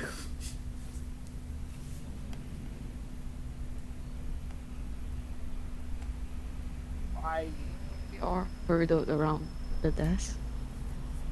Sorry? Well, I was gonna ask her for what info we could get about Billy from her, but I don't think I'm the right person to ask any of those questions. Oh yeah, by this point, Billy already left. Right, which is why I want to ask her about it. Because if she wanted him gone immediately, obviously there's something behind that. Mm-hmm. But I guarantee if I ask, I'm not going to get the answers I want. I mean, well, I don't know if my intimidation would work here. I mean, you can always try. Intimidation to the killed person we just joined. Yeah. I think that would be a little counterproductive. Sorry. Yeah, this is why I'm not in charge of the thinking. Only the smashing. See, now you get it. Right. Right. Not thoughts, just smash. Well, there are you guys now. One. They started 2 weeks ago.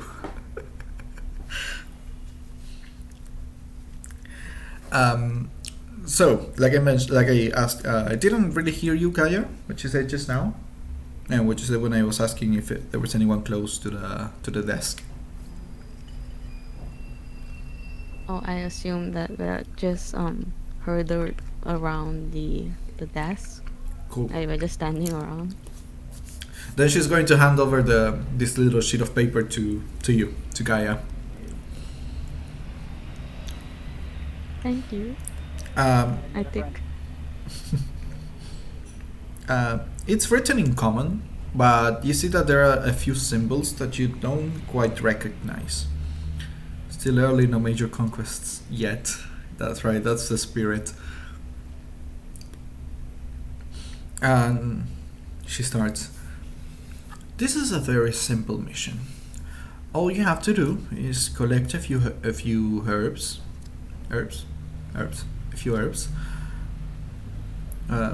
They grow just outside of the city, crossing the bridge to the east.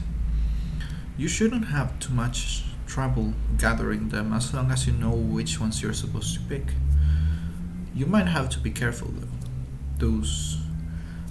Those herbs tend to attract some beasts, and the city guard doesn't really care too much about them to actually attempt to put a stop to this problem. So, do your best. Do you have any other questions before you go? So is there a picture of herb, or is it a herb that we already know about? Are you asking this in character? No. Oh. The herb is described in the... is described in this piece of paper that Gaia has. When you read... Sorry, which ones of you have proficiency with alchemy kits?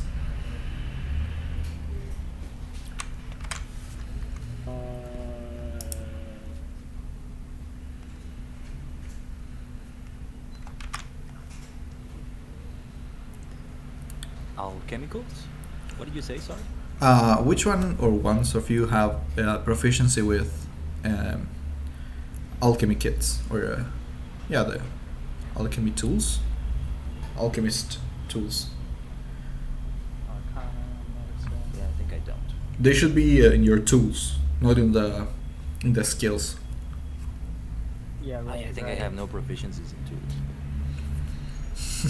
Hang on, I'm gonna see what comes in this once I get it. I have herbalism, but not alchemy. The herbalism I kit? don't have an alchemy skill, but Yes. Okay, good. okay, so I don't. What about nature? If that don't count. What about nature? Yes, Which ones of you are nature. proficient? Proficient. Good. Yeah, I would expect you of all people to be proficient with nature. Anyone else? Nope, not over here. All right. So, when you see the description, the name of this herb, which is you see the name of this herb, which is the white grit flower. Let me just write it in the chat. And not that chat. I was just about to write it on the on the Twitch chat. It's called the white grit flower, and even before reading the description of the flower itself, Gaia, you recognize it. You recognize it immediately. You immediately know what this flower looks like. For the rest, there is a little drawing of it. It's it's a tall stalk, right? A green stalk with a few leaves on the side, and these flowers are growing in the middle of the stalk. Let's see if I can actually draw it, now that I think about it. So it looks a little more, a little better for everyone.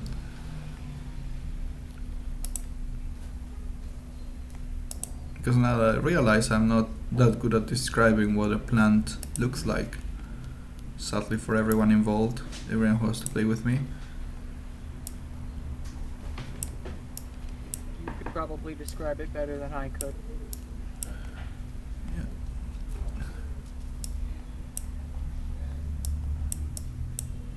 Oh my god. This is so laggy that I'm actually having trouble drawing something. Because if I try to do a single stroke, like if I try to do a curve in a single stroke, it will only register where I started and where I ended. Oh boy. So it ends up being a straight line anyway.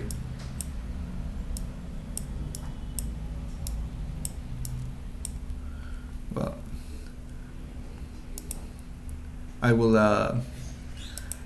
I will make a little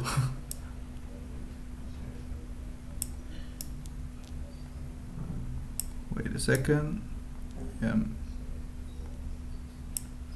Trying to draw the flower.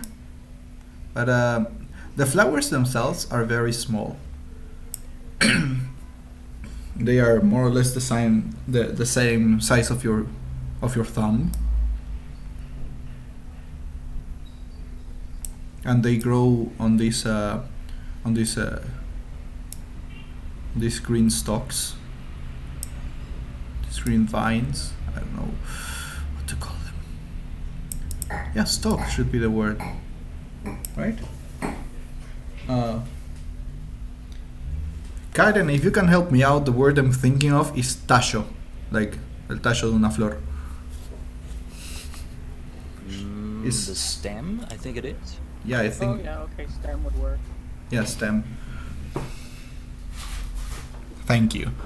Plant neck. The plant neck, yeah. Okay. I can look it up quickly also. Thank you. I actually cannot look stuff up right now. But yeah. Yes, it's the stem. It's the stem or Alright. the stalk. Good. So there's this long stem that is about 40 or to 50, like half a meter, with a bunch of green leaves growing to the sides, and right in the middle of these green leaves you see the flowers growing here.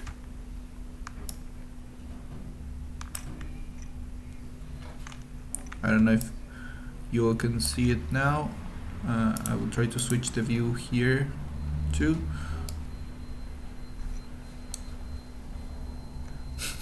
Yeah, we see it. Cool. I'm trying to switch the view on stream too, but it's a little laggy. Right, there we go. Cool. So, this is the plant that you're looking for. You see that there is a bit of a rough drawing on the sheet of paper. What you know about this particular flower, Gaia, is that it's normally used to treat some minor digestive issues. So it's normally used to soothe the stomach, either when you are vomiting too much or when you are going to the bathroom too often. So it basically just stabilizes your stomach.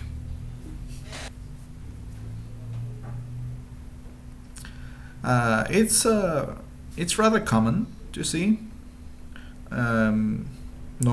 especially near cities. People are not sure entirely yet as to why it appears near cities. Probably the cities attract something that leaves the seeds behind. But thanks to that, they are fairly common in larger settlements. So people in larger settlements do not have an upset tummy too often. Anyway, your task then is to gather as many of these as possible, and you will be paid according to how much of it you can actually gather.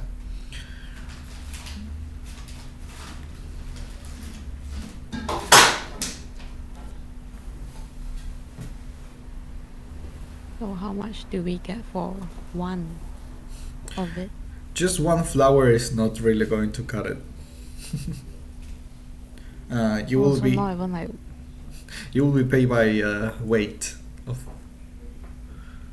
a small bag, which is about 100 grams.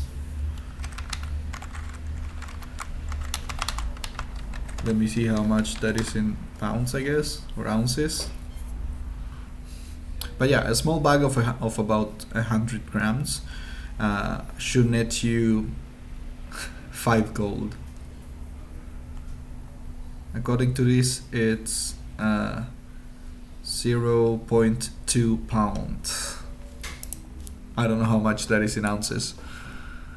How many pounds was it?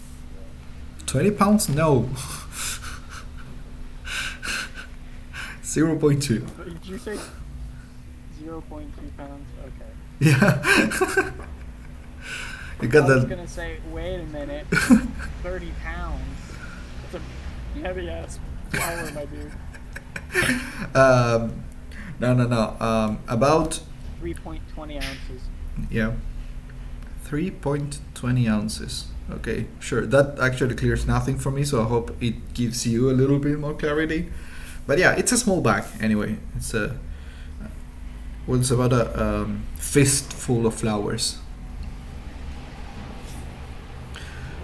Very well. Then you make your way towards the side of the city. Oh wait, before you go, do you actually have any questions for the clerk, for Natasha?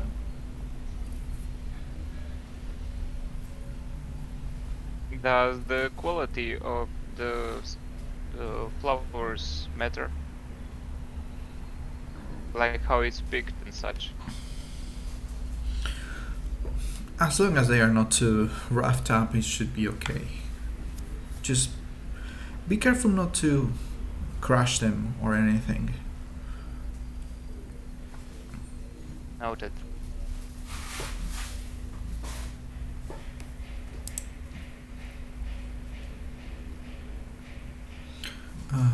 Like you mentioned that there were some symbols that we couldn't understand. Yeah. There are some symbols written all over the this paper that she gave you. Some things are just written in common. For example, the description of the flowers and the place where you can pick them.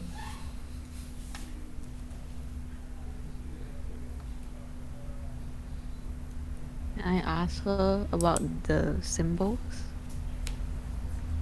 Oh, don't worry about those. Those are just a few things we use to organize things better here in the guild. For example, she points towards a symbol that seems to be a cross with one with a vertical line on top, and she says, this one, for example, is the one we use for any special conditions. And you can see that next to it, it just says no, which means that this mission doesn't have any extra conditions attached to it. This here, and she shows you another symbol that looks like an how do I say this? It looks like an asterisk on top of a circle, and she says, this one is for the reward.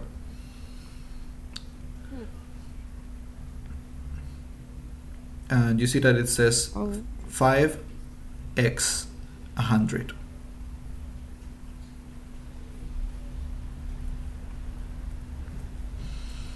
It's what I just explained. 5 pieces of gold per 100 grams.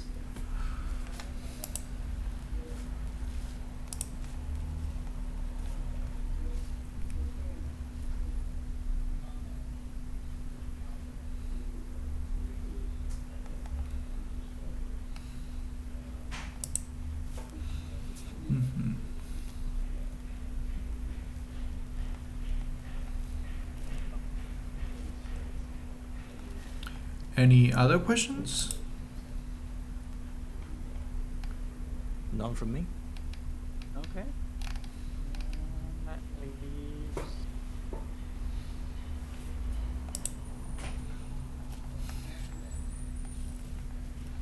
Nope.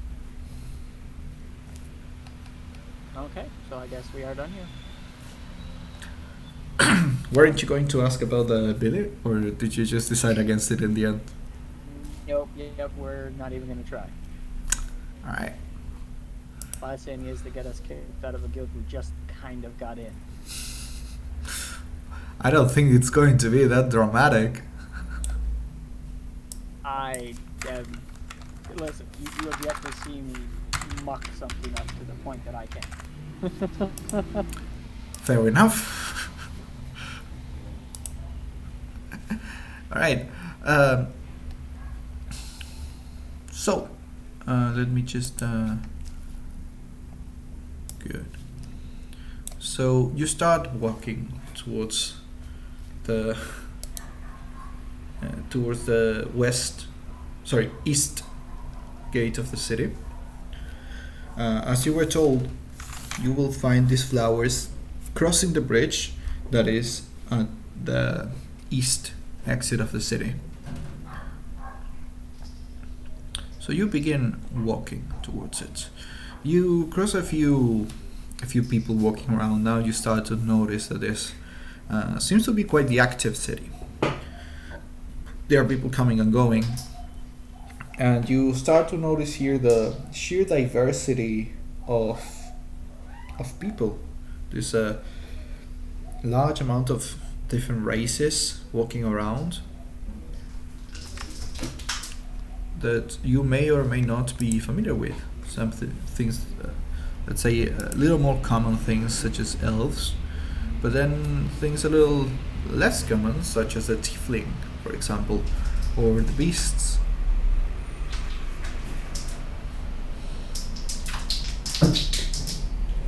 What you playing with? Sorry, I got this. Playing with something. It's just a cap, just a plastic cap. Anyway, go.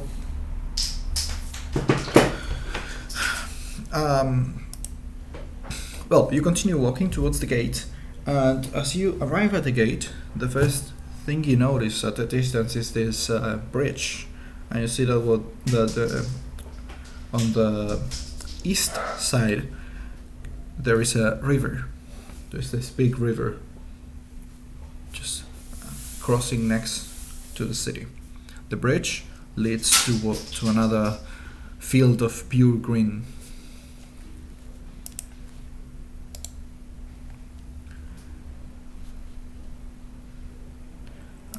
Let me... Red roses too, I see them bloom. Sorry.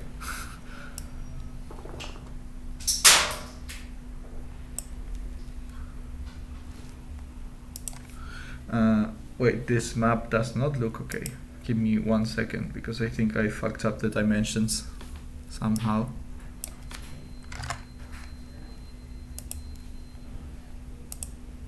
I should curse a little less now that I think about it.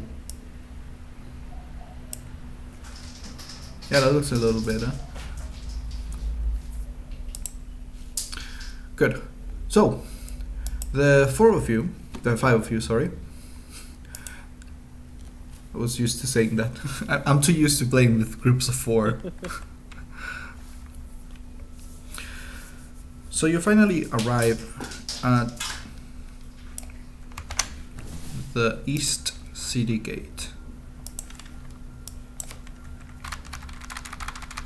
East Gate.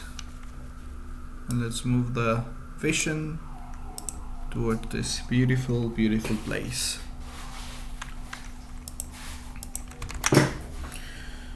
You see that outside of the city there is a sort of a little dock. It's not exactly like a port, but you can see that there are some poles down the bridge where people tie their ships, their little boats. You notice that this river flows north. You can see that what appears to be a large lake at the other side, like further north, some miles away from you. The open space shows what appears to be a lake. How many NPCs seduce? We're all still maidenless, unfortunately. Yeah, sadly the only person who seems to be capable of seduction does not actually want to seduce anyone. Oh no, Vermillion fell in the water. We haven't even crossed yet. What? I saw your token moving to the middle of the river.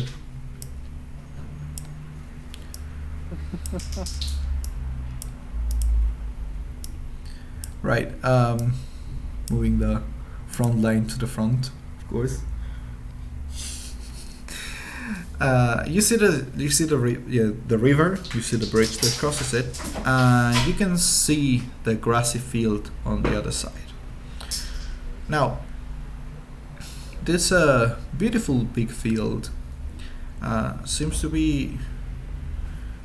have very tall grass, and you can kind of make out that there are some of the flowers you were tasked to gather, the white green flowers. However, you also notice that this map should be bigger. No, that's not what you notice.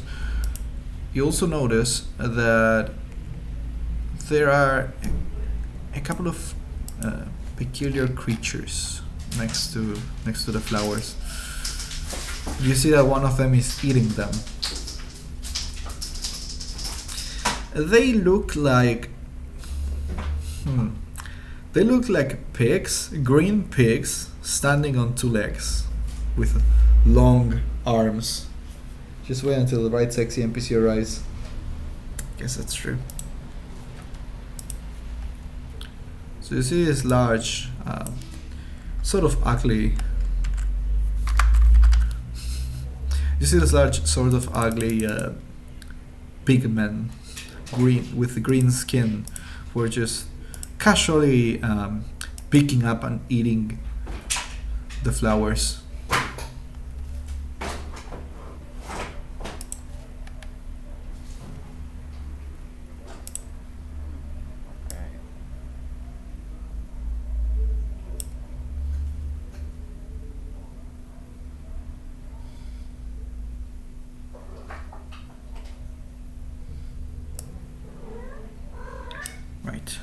There we go. That should be better.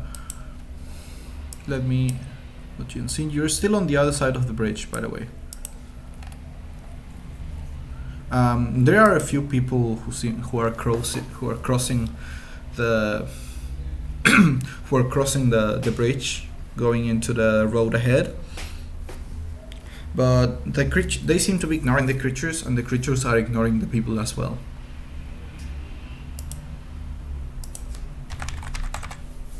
Okay, that's good. So we're not going to run into another kobold situation. Question: does the creatures eat the flowers that we need?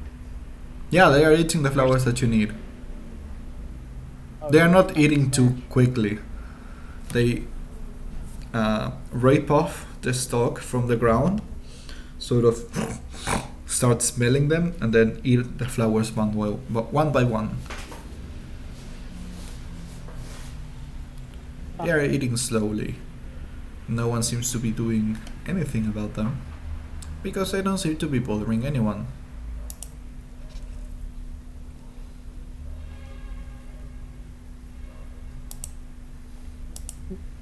We can probably just, you know, let them be on their own, and we'll be plucking our own.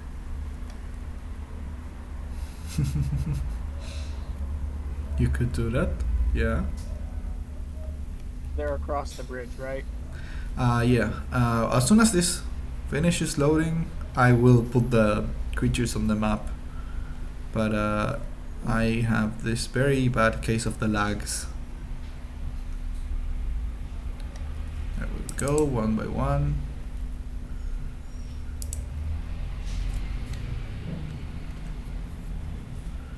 Let me...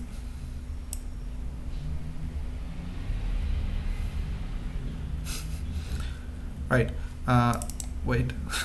It doesn't seem to have loaded the creature's stats just yet, for whatever reason. There we go, that should be all.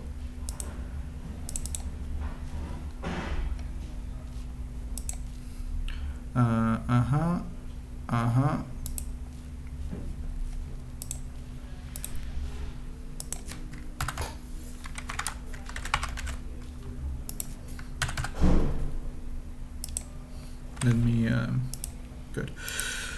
Okay, yeah, you see that there's about 4 of these creatures eating the grass. They're also eating grass, by the way, not just the flowers. They're eating all the grass around the flowers too.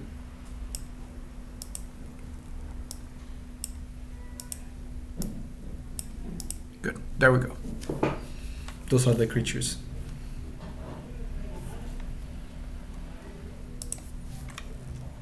Let me...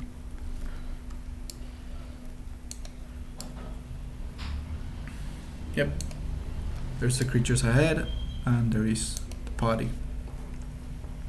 Very well, what will you do?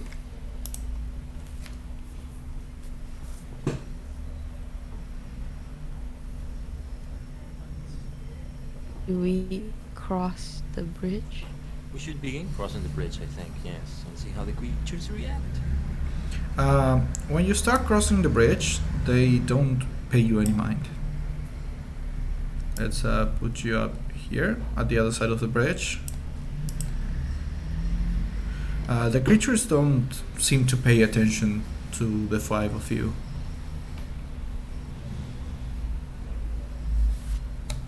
How many flowers can we pick next to the road? Next to the road? Not too many. You would have to get a little closer to where the creatures are. Guys, I think we have to be careful. If they see us picking those flowers, they'll think we are maybe taking their food. So I say well, we have to be on guard.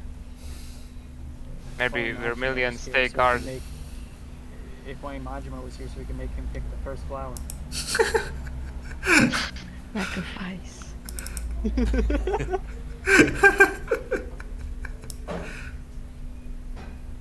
Taking one for the team. But I think Gaia should go, since she has better attunement to nature.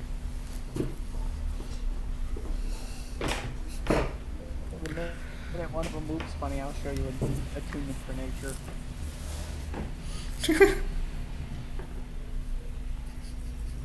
Calm down your sword. Calm down your sword. Alright, so she's gonna go pick the flower, I'll go with her. Right? Are you going, Gaia, or are you being pushed to do it? Oh no. I inch towards you know, the creatures.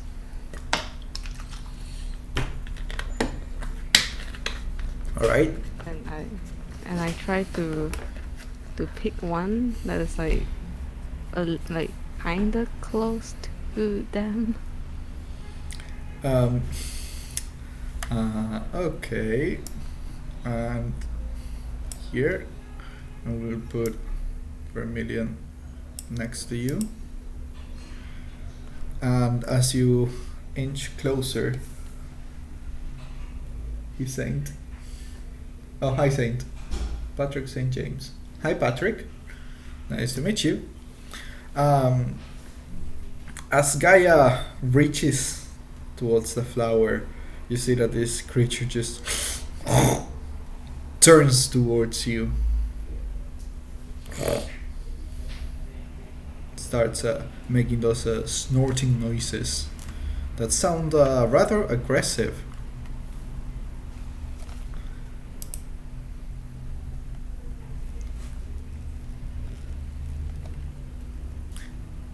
What do you do?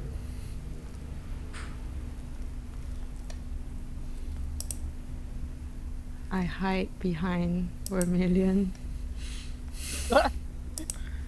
You run behind Vermillion, and as you do that, the creature seems to believe you were preparing to attack, and so it lets out a strange gargling noise, and the other 3 creatures perk up, leave their food on the ground, and get ready to stomp on the 5 of you. So, Okay. I'm going to have you all roll initiative.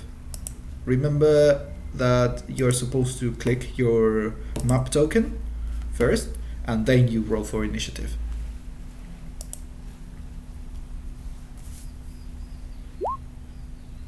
There is no harm, by the way, if you forget.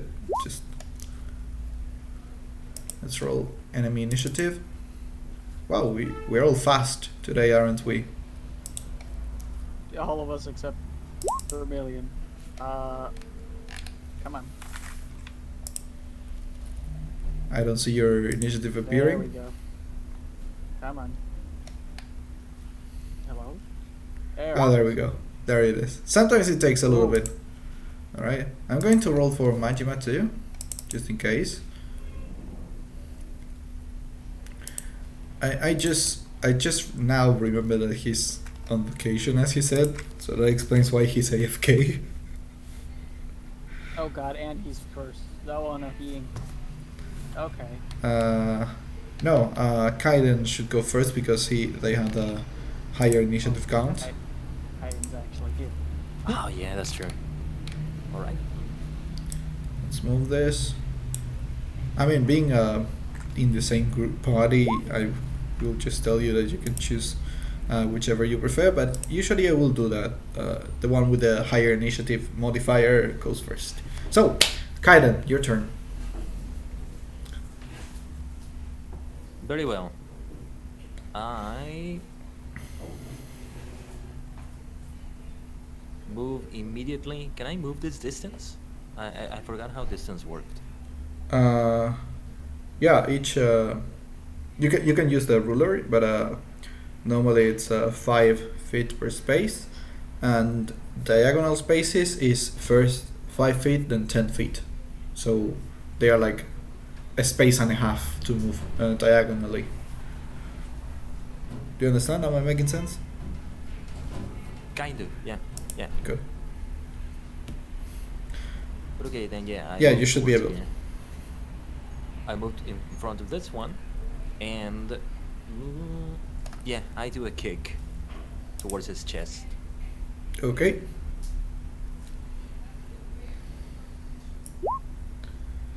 And that's a hit. Khaiden just lunges forward and kicks the creature in the chest. You see that it was a very powerful blow, but the creature is still standing.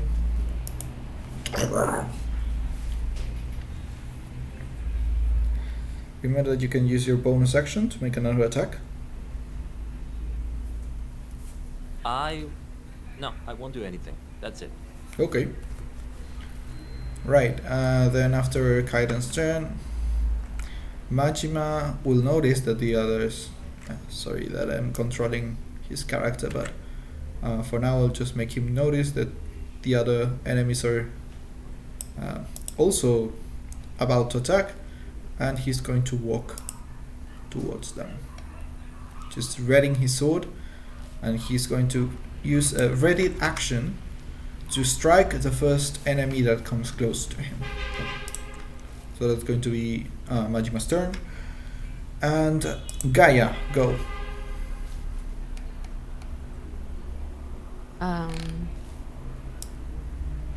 I cast Shilala.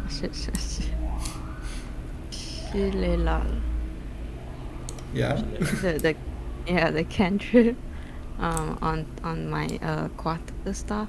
Good. But I don't attack. Okay. Gaia then converts her staff into a more suitable weapon and just gets ready. No bards? Yeah, no bards. No bards allowed.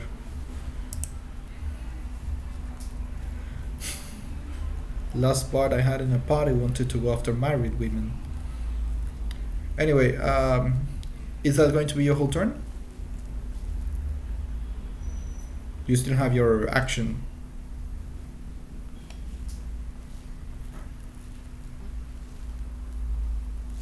Can I try like talking to the creature? Sure. You can try.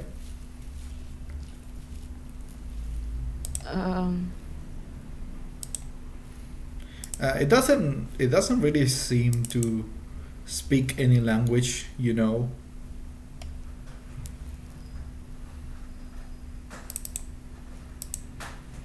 So you can try to communicate with gestures. Soon, I hope. No. I gesture to like no fight. No fight. I no cross fight. my arms. Okay, I'm gonna have you make a performance check.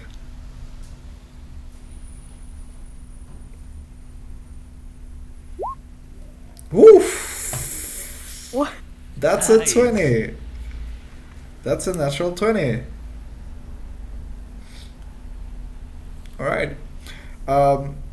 The creatures see you doing that. And they seem to still be on edge. There. One of the creatures just starts barking something to the other, and I'm going to ask, do any of you understand Abyssal language? Abyssal. Yes. Everyone but Allen and Gaia are a little quiet. Oh, volume wise? Sorry, let me fix that. That could be because I think I might have lowered something. Let me... Oh yeah, I don't know why you have your volume under 100%.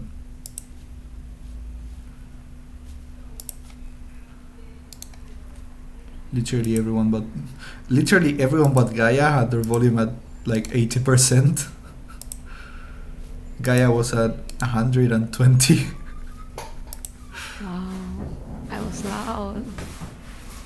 Was not Discord is weird sometimes. Yeah, I don't know. Maybe I did something last session. Like, I could only hear like I couldn't hear Gaia properly, but it was probably me just screwing around with Discord. Anyway, sorry, who said understood Abyssal? Vermillion. Vermillion is just a linguist in this party, huh? It comes with the territory, I guess. He's just understanding all the monsters. Then well, you... to be fair, I do have the subclass of The... the monster hunting stuff. Oh yeah, that's right. Okay. Hi, Nimlog. Okay, then you hear the creatures talking, going... They said they don't want to fight.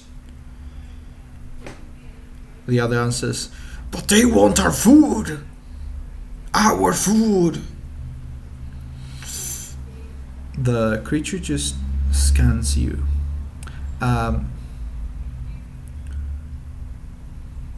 Vermillion, make a... What's your intimidation modifier? 2. 2? Yes. Okay.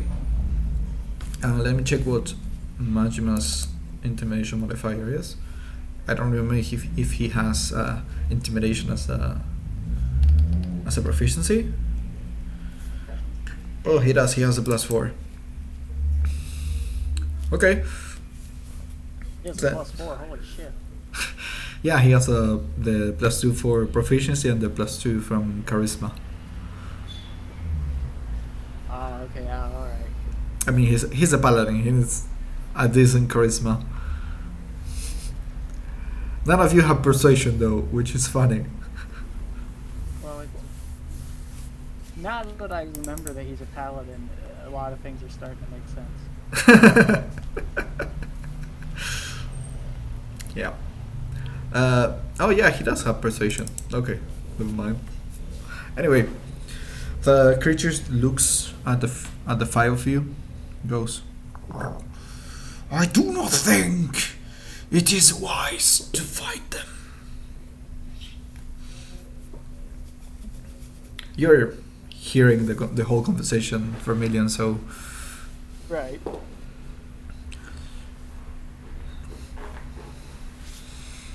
The other says, that kick was not too powerful.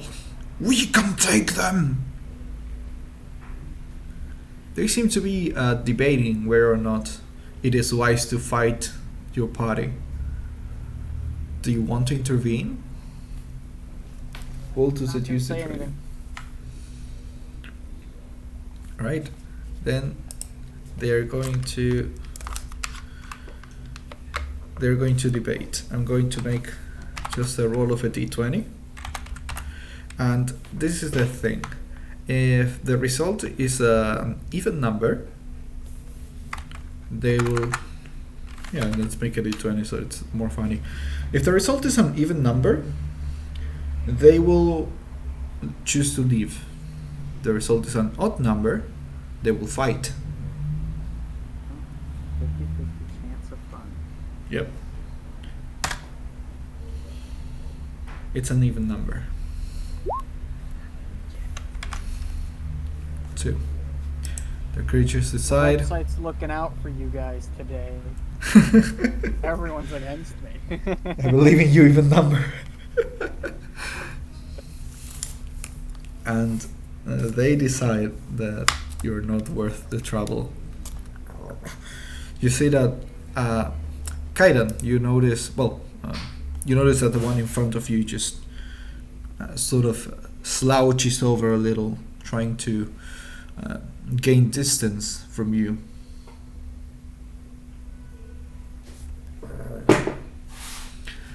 Seeing what Gaia did, I figured that they took her message and they don't want to fight, so I don't do anything.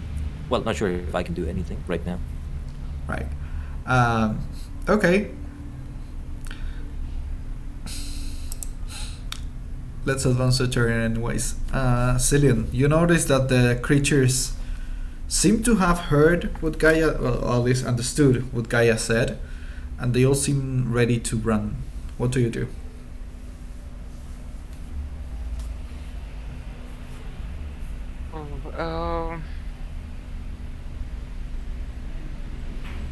I don't know. I want to ready the bow, but since they are backing out, I don't want to spook them to start attacking again.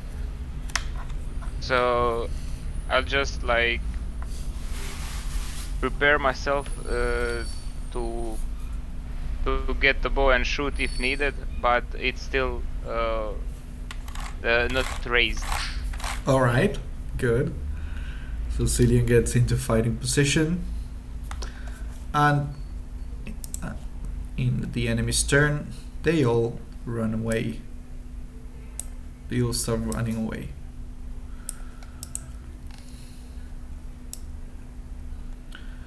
The enemies disperse, and you have a clear path. Fight over. Congratulations. The enemies have now run away. Haha, very nice. I can picture the victory fanfare. Final Fantasy. Wait, I think I actually have it loaded into Roll20. Really? Yeah. Nice. I hope like I don't get any copyright issues because of that. Can I actually play this? Yeah, you shouldn't have any issues. Nice.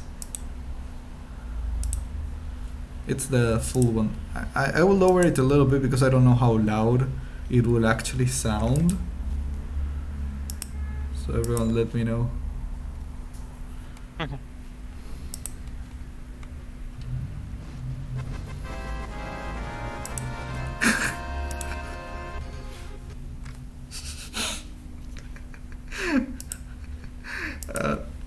Wait a second, there's something I should do first before, because I don't know if you heard it or if it sounded like that on stream, but for me it sounded 4 times. Like he was playing 4 times at once. So let me just... I only heard it once. Good.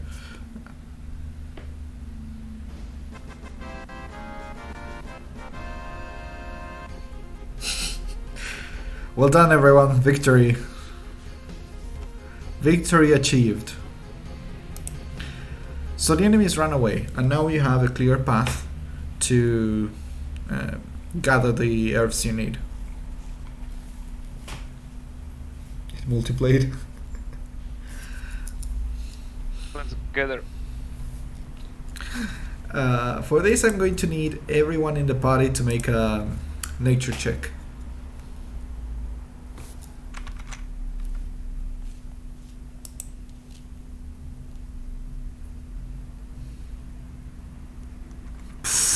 Gaia with the 20s. Sasuga Gaia. Haha. As expected of you. The rest of the party could do some work. Could use some work. Let's see how Majima does in this.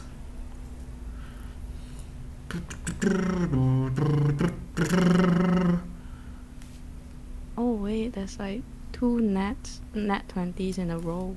Yep, that's Oh right. my god. Yes. I'm scared now. Let's see how Majima does too. 4. Fantastic. You drained the luck of the rest of the body.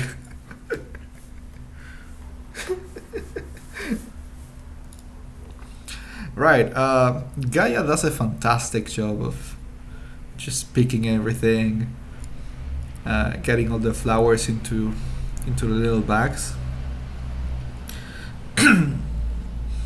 And you finally manage to gather a total of,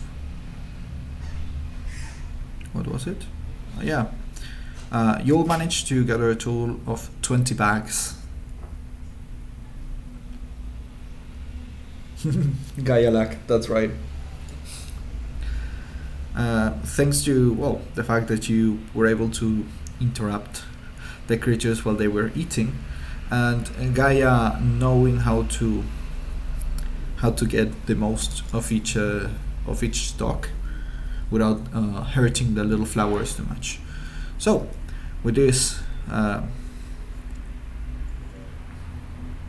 yeah, you get 2 kilograms of these little flowers, and with that you are free to return to the Mages Guild. Are you ready to return, or is there anything else you would like to do before that?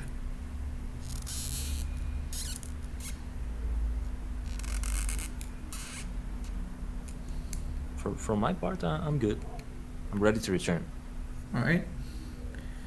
Gaia was the absolute MVP. She did not make a single attack.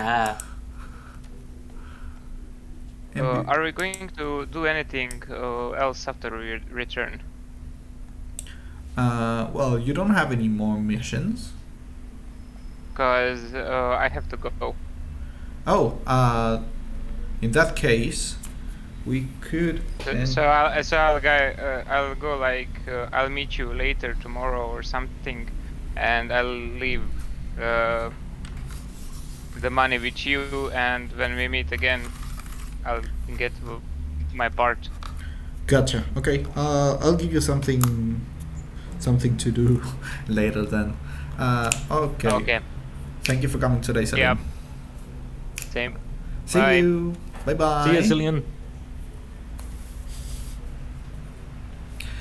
Okay. Let me check something. There we go. Yep.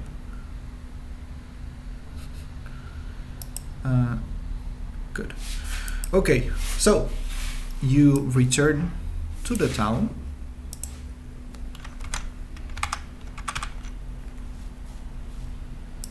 Nope. Wait. Here and here. Right. Cool. So you'll return to the town finally, at last. Xilion separates from the party, saying that he has to do something else.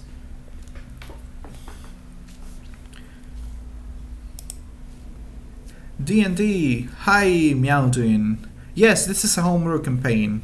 We have 5 vtubers who got isekai'd into a world called Nexus. Right now they are doing little quests for the Mages Guild, building up a reputation to maybe eventually try to take down the city's Thieves Guild. So let me stretch a little bit. When you return to the town, one of the is hydrate. Thank you for the hydrate, guy. Wait. Drink a little bit.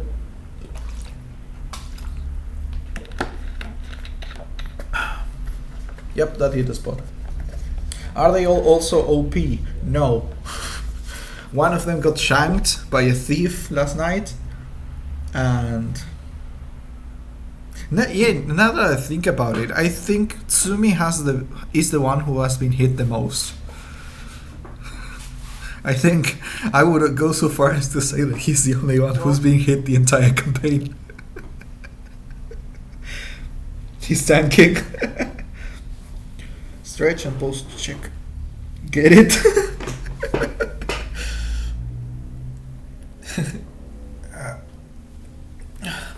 Posture check. Luckily I have this new chair that has this like little pillows that you can adjust, and you can adjust how the position of the pillows, and I can use that to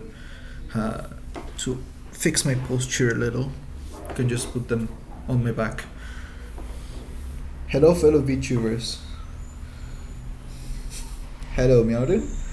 Tadaima, how's the adventure? It's great, Nover. Gaia just ended a fight by communicating very, very perfectly with the enemies. Like she got a natural 20. Screams intimidated in the need to rip and tear. Yeah. So, as you return to the Mages Guild,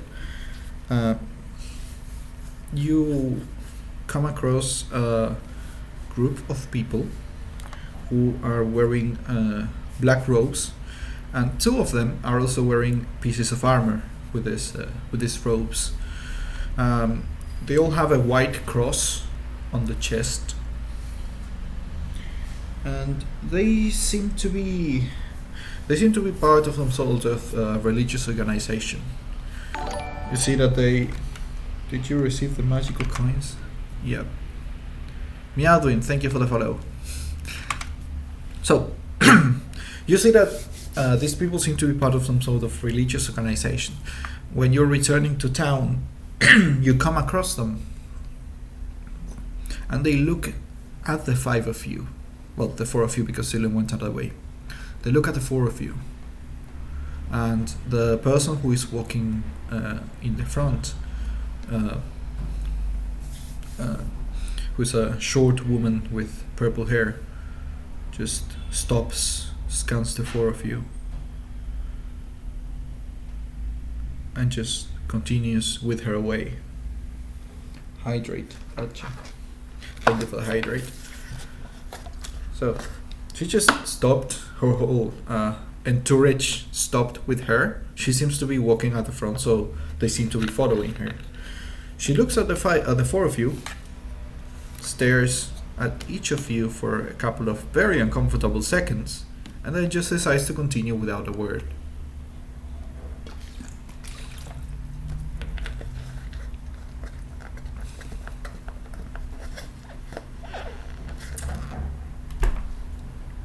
Can I do insight to maybe see how they were looking at us? Yeah, What of course. kind of? Go ahead. Right. Ooh, nice roll. No, nice. 19. 19. Yeah. Love me some clerics, you bet. Wait, I have a little there.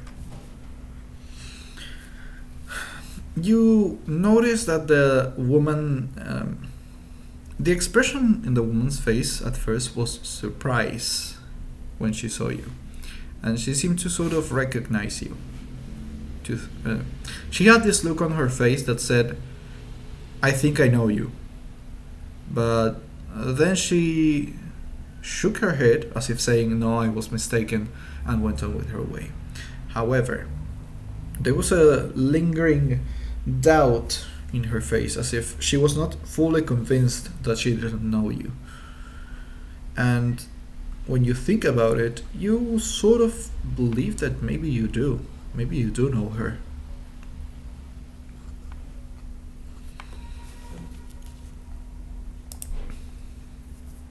As we keep walking, I say to the rest of the party, she seemed to know us, and she maybe looks familiar to me. Just keep that woman in mind. Keep that group of people in mind. Oh, okay. Mhm.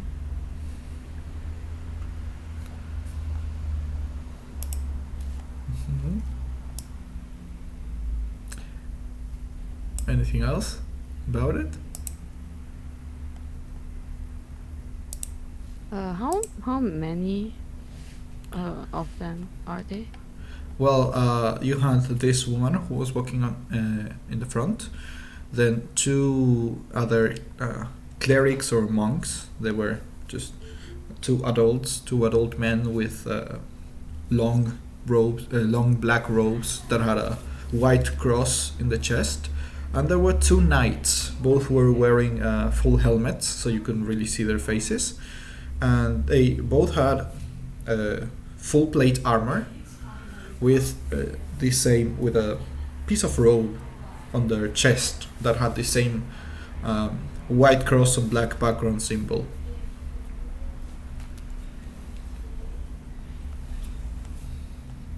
Okay, noted.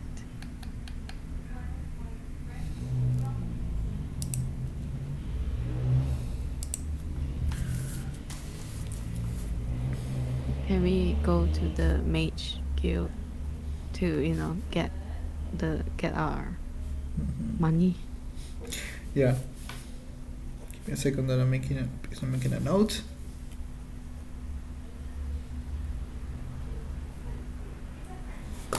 Good.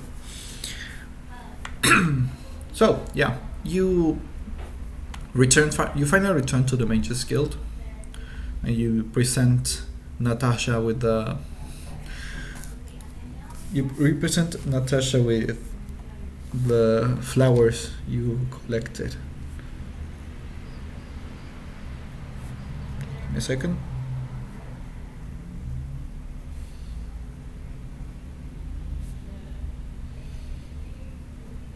Jesus Christ, my handwriting is horrible. Anyway, it's been so long since I had to write manually. The dangers of technology, am I right? Mood. Right. She seems impressed by the amount of herbs you were able to get. She puts one of the. You brought this all in 2 bags. In 2 bags of about 1 kilogram each. So she brings the golden scales closer to her and begins weighing everything. You see that, well, these are very classic scales. She has a little jar with some little marbles that she uses to make the counterweight.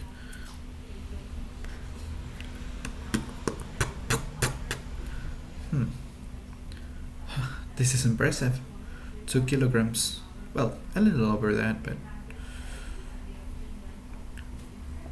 the payment was per 100 grams, so here. She takes out a little box and begins one by one getting out gold coins. She makes little stacks of 5 until next to her are 20 stacks of 5 coins each. So the party gets a total of 20 stacks of 5 coins each. 100? Yes, 100. That very, very, very simple math. Sometimes it just doesn't happen in my head. So she presents you with a total of 100 gold for the whole party.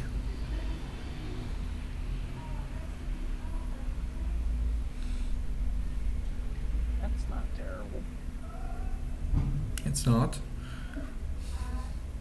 So I would say we split this 20 gold each, and well, somebody keeps some 20 to give later to Xilion. Mm-hmm. 100 GP, yeah, for the first quest. Okay. By the way, something that wasn't mentioned now that I think about it is that one of you does have money already, Majima, because he stole a pouch from the. Oh yeah. thief he knocked down. He's also the only one in the party who's wearing armor. He also got a leather armor from the thief. Time to go shopping for. Quite a lot of good, huh?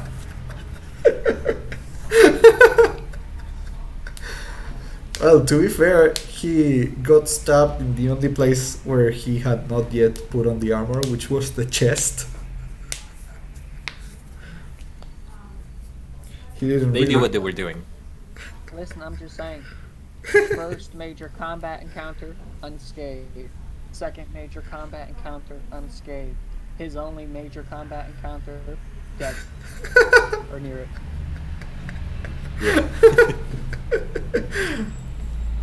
Poor guy, poor paladin. He's also your only healer, by the way, unless you want Gaia just putting berries down their throat. You said poor paladin. I said poor paladin. Oh, you don't play a lot of World of Warcraft then. Because paladins are known for dying, my man. Oh yeah? Literally every major paladin in like the story dies. Their only purpose is to die. Oh, that's funny. Oh, I thought you meant in a party, like in a dungeon or something.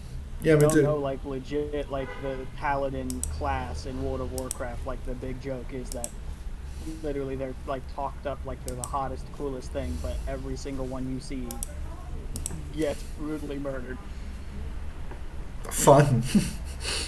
Fun times. All right. Which I hope doesn't happen to our paladin, but you know. Yeah. Okay. Now you all have 20 gold each. I'm assuming they gave the extra to Gaia so that she could give it to Xilion later, because Gaia seems to be the most responsible person in this party. At what point was I not responsible? Well, you have been responsible for stuff, such as almost, getting into a full-on fist fight with Majima. Okay, fair.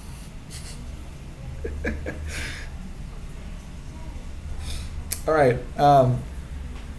So you'll have your gold. What would you like to do? It was just your first mission. It took you a total of about 4 hours to fully do it, to fully complete it. And now you're sort of free in this town you know nothing about. So again, just to clarify, did we split it evenly? 20 for everyone? Yeah, I'm assuming you did. All right. Somebody for now I think has 40 because they're keeping Xilion's 20 for now. Yeah. Right, and that's Gaia. Yes, me. Oh yeah, got it.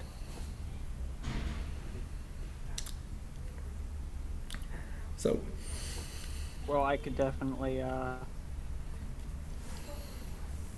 I could go for a drink. Back to the dead rat. Well, you guys don't have to join me, but I could have some tea if there is any tea on this town. I'd like to find it.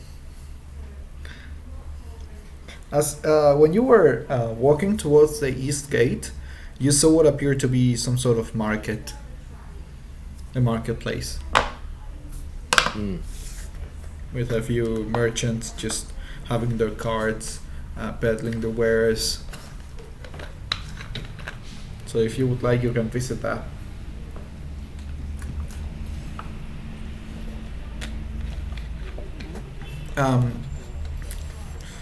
Let me. Good. You also saw another tavern, by the way, next to the, almost next to the east wall, to the east gate. You saw a different tavern. This one was called the Drowned Fisherman. oh, I wonder if their Supreme VIP suite comes with dead fish instead of rats.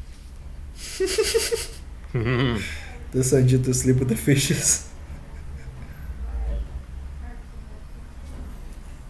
The dead fisherman smelled smells bad, just like the dead rat, but for maybe a different reason. This one just smells like everything is dirty. The other one smells like fish, just constantly smelling like fish all the time. You could see that there were mostly people who appeared to be sailors getting into the tavern.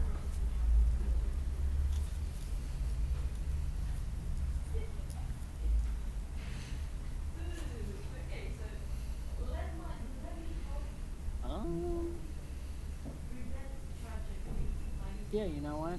I wouldn't mind going there. Get a bit more of the lay of the land. Right. Again, you don't need to go together. So if any of you decides to do something different, you can do it. Just let me know.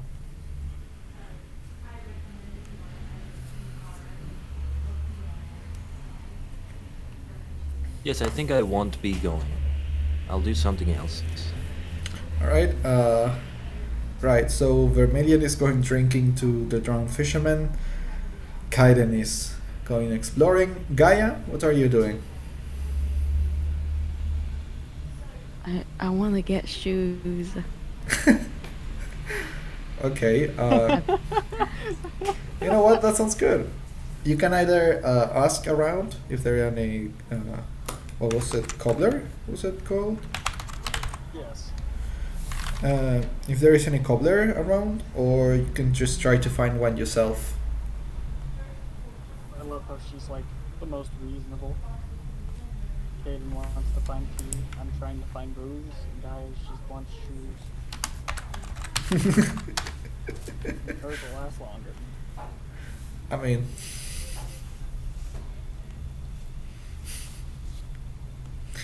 okay. Yeah. So, let's go. Everyone roll a d20, so we see in which order I'll be narrating your You want that individual off, adventure. You want that off initiative? Yeah, let's go to the initiative. Just roll a flat 20. Don't worry about the rest. There we go. Fantastic.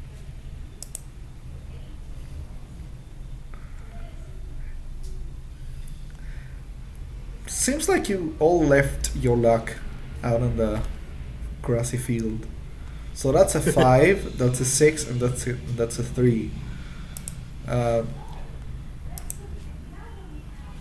You know what? Let's get you all an initiative here. Let's yeah, Majima and Xilion and I. What? The Sorry. flexing. 20s. Don't worry about it. Add turn, and it's not you. Add turn. Oh, I didn't add Vermillion properly. Should I take the 20 or should I take the 3? No, the other way. I mean, she's the only one who didn't roll the initiative, so... Anyway. Let's continue. Now I'll just take the 3.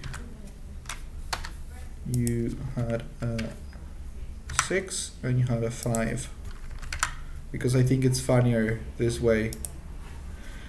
Right, Khaiden, you go first. What do you want to do? So you wanted to find tea? Well, I will go to the market and see what they have around. Just look around. Alright, cool. Before that, I'm going to ask, Gaia, are you going to ask around or are you going to try the market? I think I'll go to the market Right. and look myself. Sounds good. The three of you start heading in the same direction. Eventually, Vermillion just decides to go forward towards the inn, towards the Drowned Fisherman Tavern. Gaia separates to get shoes, and Khaiden just begins to look around. Khaiden, the first places you see are ones that are selling vegetables, fruit. There's another one selling different types of meat, some furs and leather, and another one that's selling spices.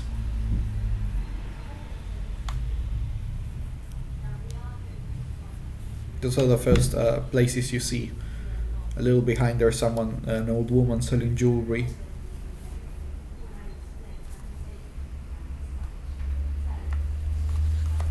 Is there anything else I see? You can walk a bit further along if none of these shops interest you. Well, I do approach the spice stall. I'm assuming it's a stall. Yeah, they are all stalls. All right. And I asked the shopkeeper, do you know any place that has tea or ingredients to be able to create any tea? Tea. You see that this the shopkeeper here is a sort of it's a very short man who's dressed with a white cloak that seems to be very dirty. He seems to be covered in dust.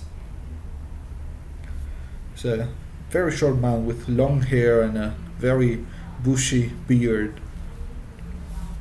Yes, tea, huh? Yeah, I got some tea. He reaches down and picks up a little jar. It seems to be very small. If this is tea, it's probably not going to last you too much. You'll probably just get about 10 decent cups of tea, or 20 if you're being a little stingy. He shows you this little jar and says, "This is some, I think it's some regular tea. I didn't ask the type, I just wanted some.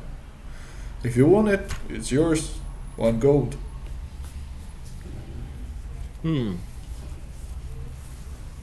Yeah, I'll take it. And I give him 1 gold. Nice doing business with you. Thank you. You take the little jar. If you open up and smell it, you realize that it's a black tea. All right. Just regular black tea. Nice to see this world has tea as well. It smells familiar. That's nice. Smells a little like home. Ah. Do any of the other stalls you see interest you? Like I mentioned, there was one selling fruits and vegetables. There is one selling meats and furs, who seems to be a sort of hunter. And there's an old woman also a little bit behind who's selling jewelry. No, I continue further into the market. As you continue further into the market, at some place you see that there is a dwarf. There's a short but very stout man who's wearing common clothing. He has this big, long, thick beard with some braids on it. And he's selling. Sorry, he's sort of shouting around. Of course, it's a market, so there's a lot of shouting. This guy goes, "Finest weapons, finest armor, crafted by some of the best of the exiles. The Exiles Guild, come and see. We are selling top of the art armor, weapons, you have it. Sir, mercenary, aren't you? Come here." And he's pointing towards you. I approach him. "I knew you had some good taste when I saw you, good sir. Now, would you be interested in purchasing some of this?" And you see that he has he doesn't even have a stall, by the way. There are some boxes behind him. There is a cart, a very big cart, and in front of him there's a large cloth. There's a large cloth spread on the floor that has some weapons, some swords, maces, spears, and some pieces of armor such as breastplates, helmets, boots, gauntlets. "See anything you like? I don't see you're wearing any armor at the moment. Perhaps you're resting, but you move like a true mercenary. Now, I'm sure you, if not you, then someone in your group. You have a group, isn't that correct? You seem like a charming fellow." Why, thank you. You would be right in that assessment. As for armor, well, I don't think I have any use for armor at the moment. Yes, perhaps somebody in the group, but I would have to ask them first. How long will you be here? Well, he seems to think for a moment. I am normally very busy, but just for this week I should be here all week. From sunrise to sunfall. Sundown. Alright.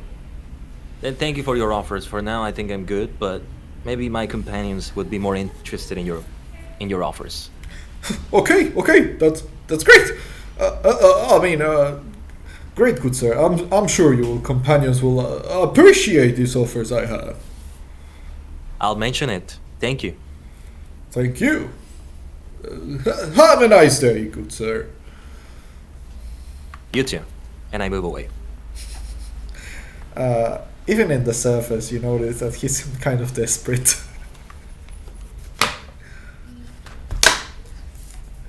Alright, yeah, I still move away, but I'm definitely gonna mention it to them. Okay. Good. I will give you a little pause here, and then go with Vermillion. Vermillion, you approach. Wait, I have to drink water because that took a little bit of a strain on my throat.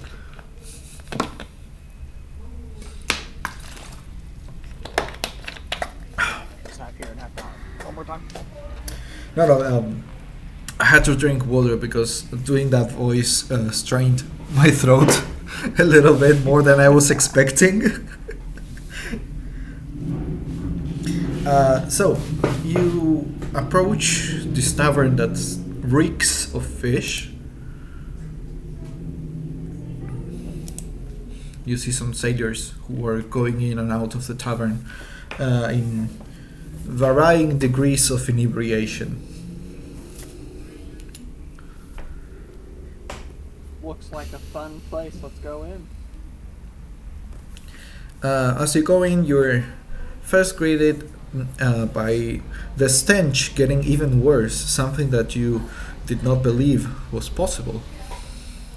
But it is almost impossible to breathe in here without your entire respiratory system being filled with the smell of dead fish.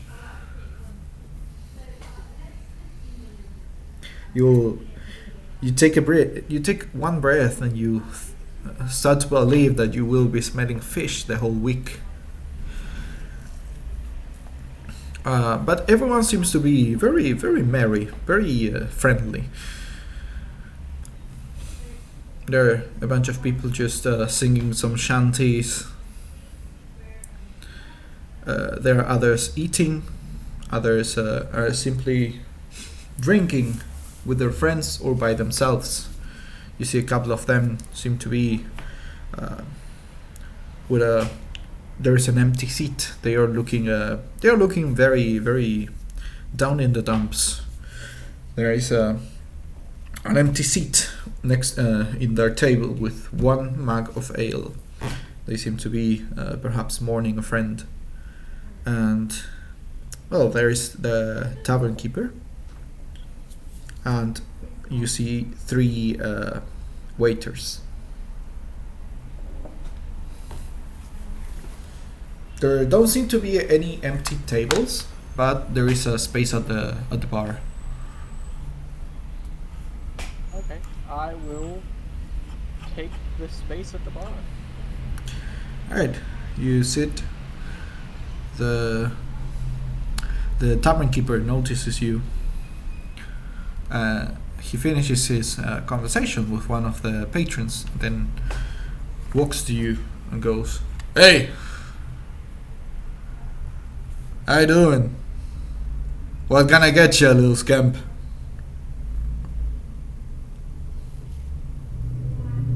Depends. What's the strongest thing you have on offer? Can you repeat that, sorry? So it depends. What's the strongest thing you have on offer? Well, What do you think I said? no, I didn't actually hear you, that's the thing. Oh, well. Yeah, that's why I was busy fooling with earlier as my microphone's being weird.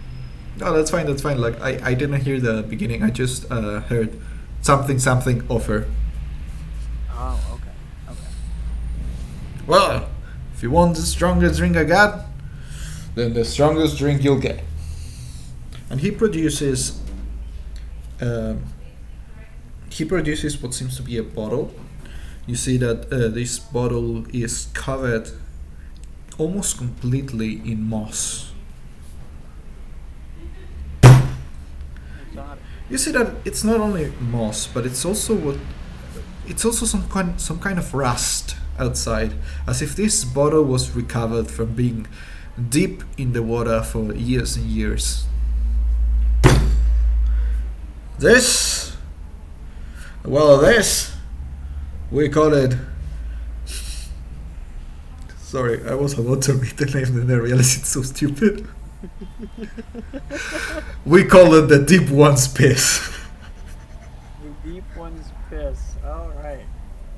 It'll make you feel like you're drowning for ages and ages. 10 gold a bottle. How much is the Deep One's Piss going to run me? Whole bottle, 10 gold. Sounds good. You're wasting half your total money. I know what I'm doing. Alright. Listen, at the rate we've been going, it's not like I have to worry about fighting anything. Famous last words. Famous last words, that's right. One hopes. Alright. Come on, wanna see him here? He's, of course, talking about the gold. Oh. Alright, so I will pull out the 10 gold that is required of me for the bottle of the old one's piss, and I put it on the counter. 10 gold. Well, enjoy yourself. He takes out a mug, right? And he looks at it a little bit. Hey you! He calls one of the waiters, who walks towards him. You see that this waiter is an elf. Tall, muscular elf. He goes, "Hey, come on, Gale, do that trick again." The cleaning? Yeah, that thing. Right? He puts his hand inside of the mug, and you see that he starts to cast a sort of magic. Man's got cleaning spells. There is a spell that there is a cantrip that you can use to clean something relatively small. By the way. You're not wrong. Oh lord. Yeah, some of my players like super abuse that spell. One in particular. Imagine. So he cleans the mug. There you go. Figured, some dirt and spit would soil the taste of the piss. Enjoy it. And listen, if you're going to die, try to do it outside the bar. Yeah, it's bad for business. I'll keep that in mind. Thanks. Right. So you serve yourself a bottle of the Deep One's Piss, and the first thing you will notice is that somehow the smell of alcohol overpowers the stench of fish. Well, that's at least a plus. And you notice that it smells as if a bunch of mint was just shoved into your nostrils. Like everything smells cold. Okay. When you open it, you see that there is also some sort of vapor or steam coming from the inside of the bottle. I am so waiting for you to sit there and ask me to roll Constitution to see if I die from this or not. Oh yes, definitely. As soon as you put that thing to your lips, you're going to have to roll a Constitution save. I knew it. So you pour yourself a glass, a mug of it. Any last words?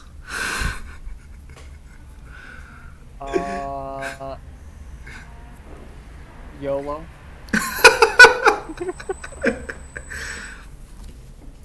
And you start drinking.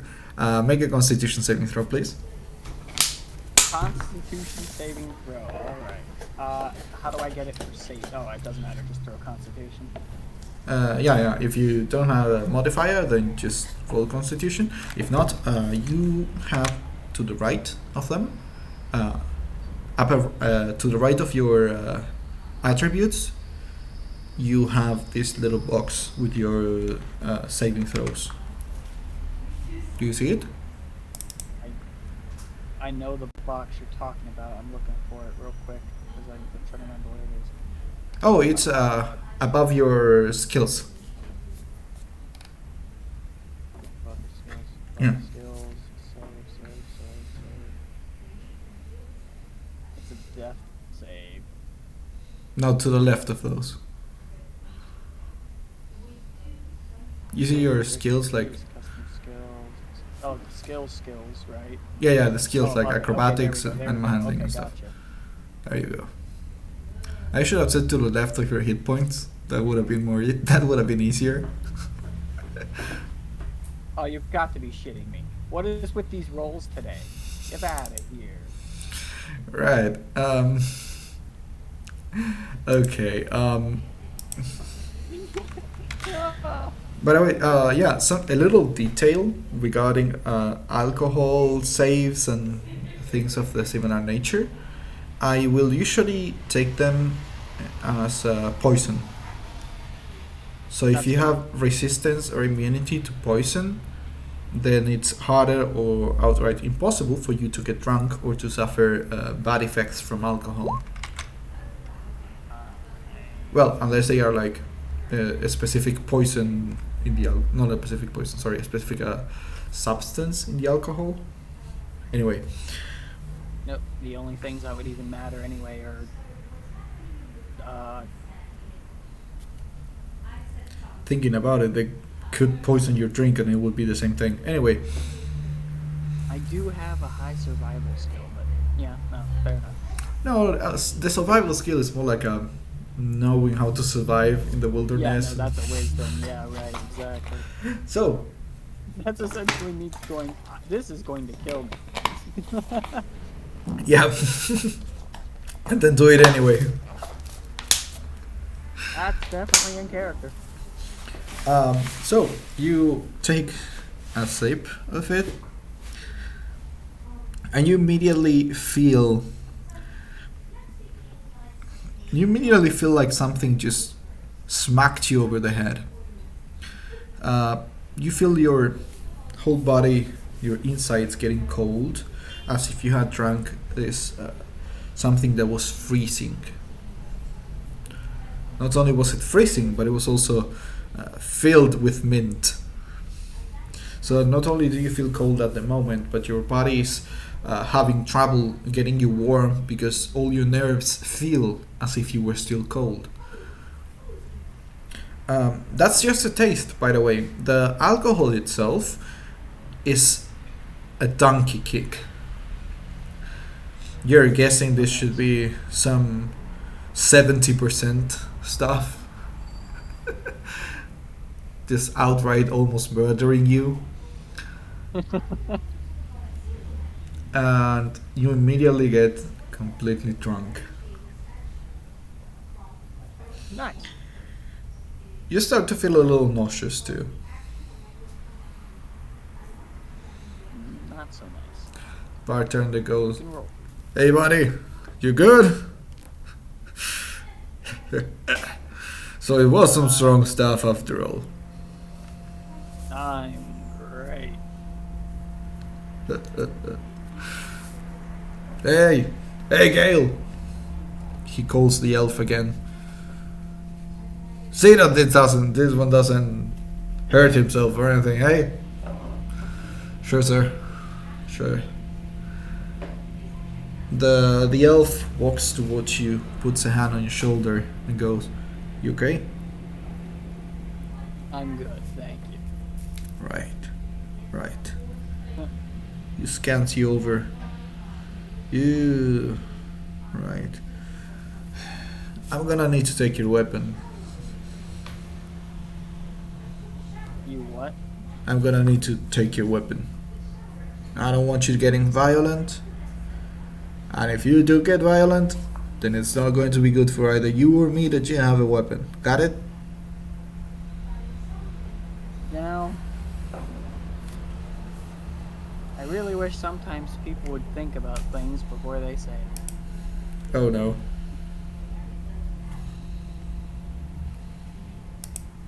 How muscular are we talking? Not I mean, he's fit. That's what I'm saying. He's wait, I think I have a sort of point of comparison. Do you know Grand Blue Fantasy? Like, The game, I mean. right. I did Like that. 14? So sorry? Which game? Grand Blue Fantasy, not Final Fantasy. Oh, okay, Grand Blue Fantasy, okay. I think I know who you're gonna pull up here, but...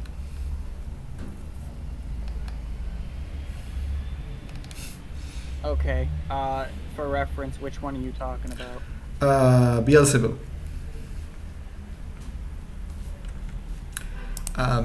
Or what was this other guy called? The one that keeps the one that everyone dislikes because he's too sexual to everyone. Oh, boy. God. I'm blanking on his name.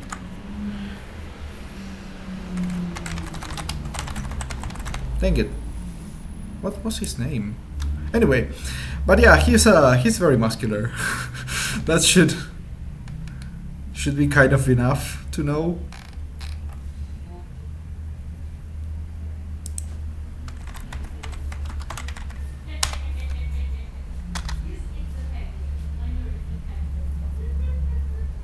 I just cannot remember what he was called, and this is annoying me.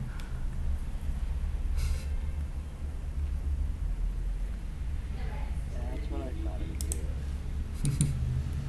Alright. Then begrudgingly, and with great attitude, I dismount the sword from my back and Yeah, good. Good thinking. I left it up to the dice roll. I left it to the dice, and the dice came up odd. God damn it. I was this close to having some kind of fun. Just dying to smash. Look, if you want to fight, then go ahead. No, the dice says no, and it would be a waste of the rage if I had to rely on it. I guess. Well, God forbid something else happens, you know? Then now not only am I drunk, but now I can't rely on my rage state. Right. He takes your sword and goes, right. Look, I'll be keeping this. When you feel better, you can come and tell me to give it back. I'll just hand it over, yeah? Or when you get out of here, then I can just give it back to you. Yeah. Right, we'll leave you drunk there, and then we're going to move to Gaia. Gaia? Yes. Good. You start walking around the market looking for someone who's selling shoes. And on your little side, you notice someone who's selling some fruits. And there is also a person who is selling some kind of leather clothing. He's selling what appear to be leather armor, but he's also selling some how do we call it, some thicker clothing, usually for worse environments. You see some heavy boots, heavy coats, some cloaks too.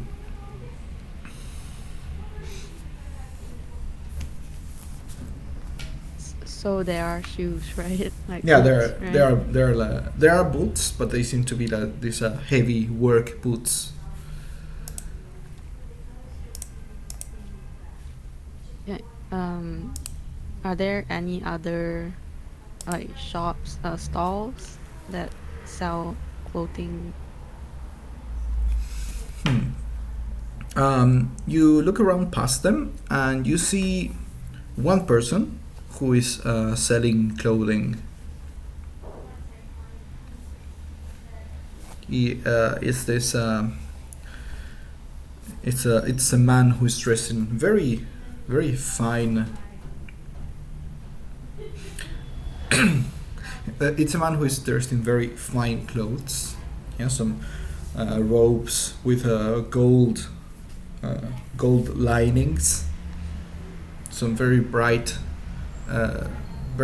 patches of cloth, and he's selling some robes, some shirts, pants, shoes, too, cloaks, hats. I fell asleep. Hi, Tsumi. How are you? Hi, I'm so sorry. That's fine. Don't worry about it. You didn't die again. You didn't die. That's right. That's good at least. Yeah. No, Okay. You weren't here when I was about to beat up a muscular elf bartender. Well, you had fun, right? Yeah. They avoided a fight thanks to Gaia. You brought two net. Yeah, 2 not 20s. And oh yeah, you have 20 gold now. Yeah, okay. So right. I was wondering, how much gold did I get from the thief again? Oh yeah. How much? I was gonna have you roll for that, actually. How should I roll for that? Yeah, roll 4d6.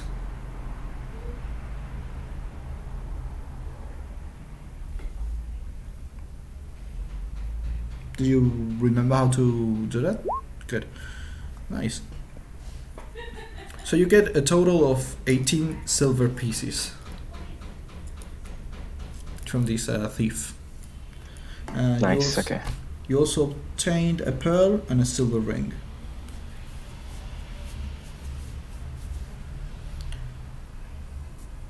Alright.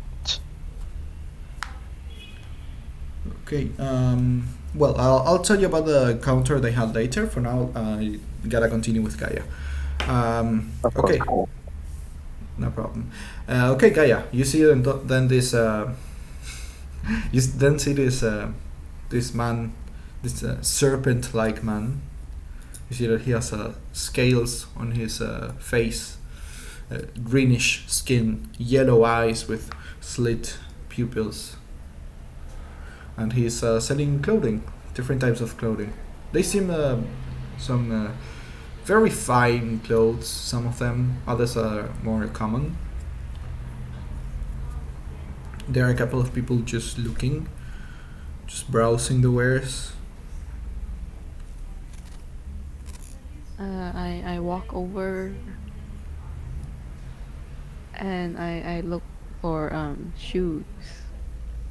Right. There is a cloth, the large cloth on the floor, and on top of that you see many shoes on one side and hats on the other. The shoes are look very common. Some of them. Some look normal. Most of them are don't have shoelaces, of course. There are some boots. And there are others that look a bit very comfortable, actually. There are some that also look like sandals with straps. None of these shoes have actual proper laces. Some of them have like a strip that goes around to adjust it, but that's about it.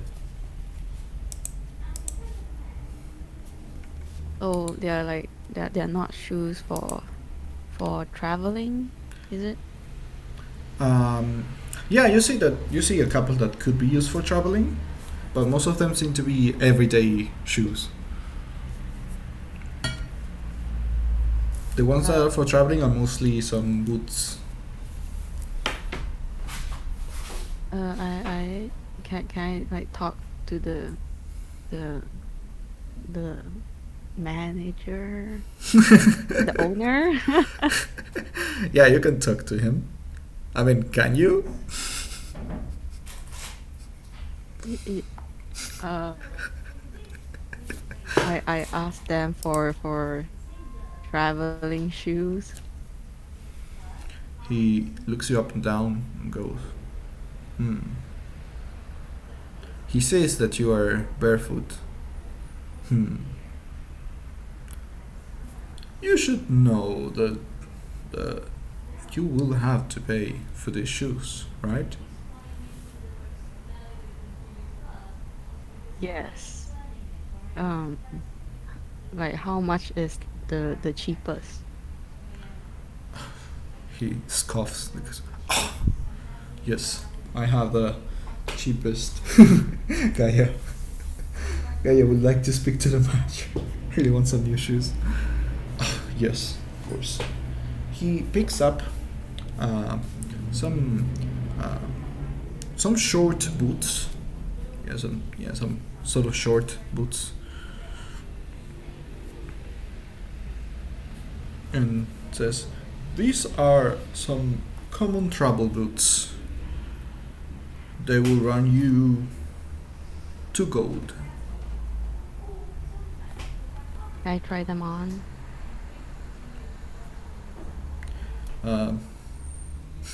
He looks at you and says, how long have you been like that with no shoes? A day or two? Then no. You cannot try them on. Then kind of like, will they fit if I buy them? Fine. And he hands you the boots. He looks at you. They should be your size anyway. I put them on. You try Do them they on. fit? Yeah, they fit. They are a little uncomfortable since you're barefoot under them, and they seem to be some type of cloth, but also leather, so they feel a little hard on your skin. I asked, do you sell socks? Yes, but if you try this on, then you will have to buy them. Here, this should be the size for those boots. He hands you some short socks that seem to be made of wool. What's your return policy? You try them on, you try them with the boots, and they feel much nicer now. The boots seem to be very resistant, and with the socks on, they are rather comfortable to walk in. They seem to fit you nicely. Great. So how much is it, like total? 2 gold, 5 silver. Okay. I hand him three gold. He gives you back 5 silver. Okay, thank you. I walk away. You feel his stare on your back as you walk away. Could have taken that off. Should have trusted the dice. So as you walk away, do you look for any other shops?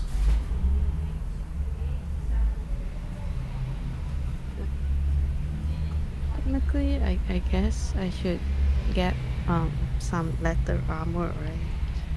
Right? You can you can go back to the person No. who's selling leather stuff. No? No. No. Bad customer service. No, not that guy. The one who was. There's another that you passed by. Okay, then I guess I'll go to that one. All right. You go and this guy is selling. This is a very large man with grey skin and some light blue tattoos on his skin. He seems friendly, though, despite being very, very, very big.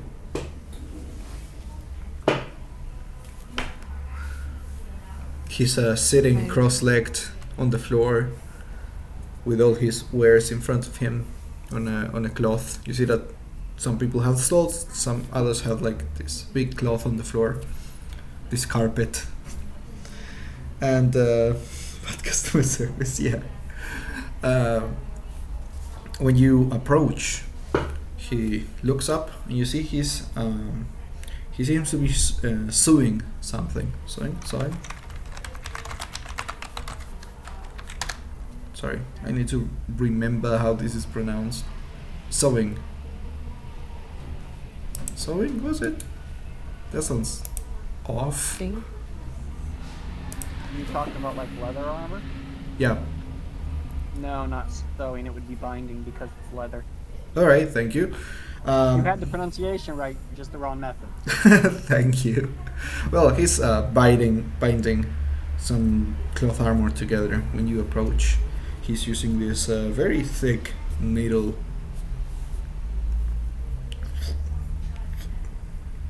Hello. What can I do for you? I look at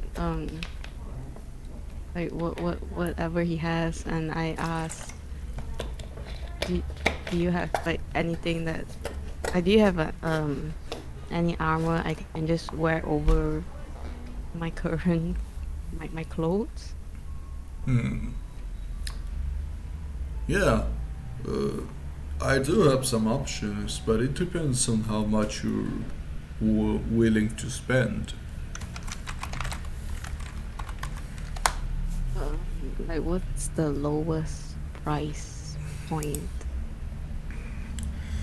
Let me think.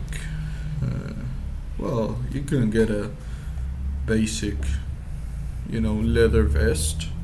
It's not much, but it's better than nothing.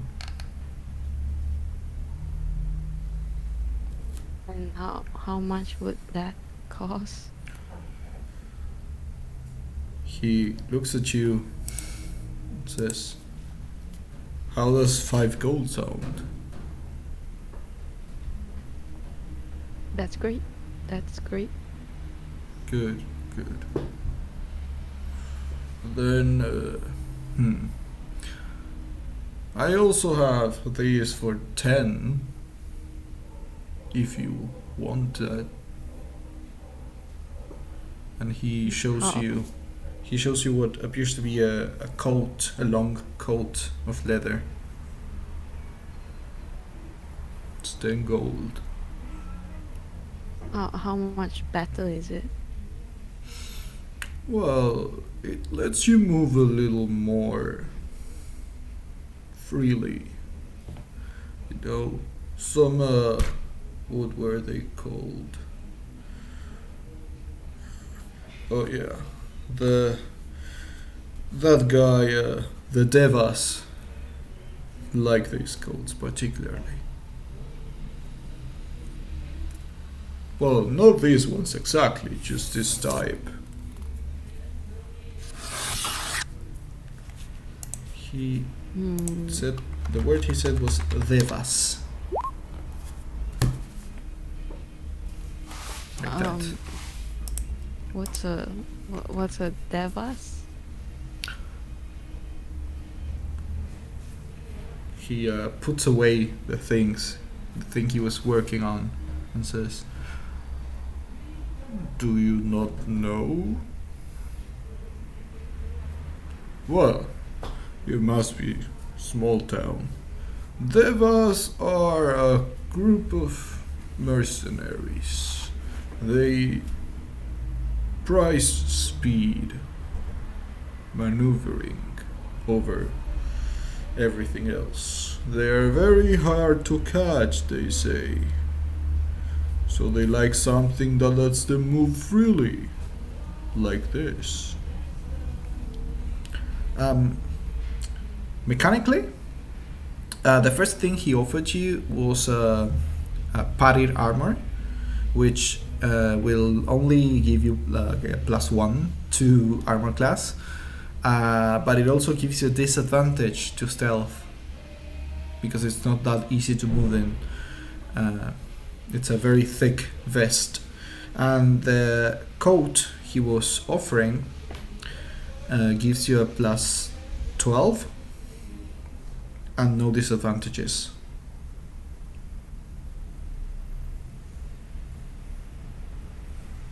So it's better than the regular leather armor. It's more like a studded leather armor. Mechanically, I mean.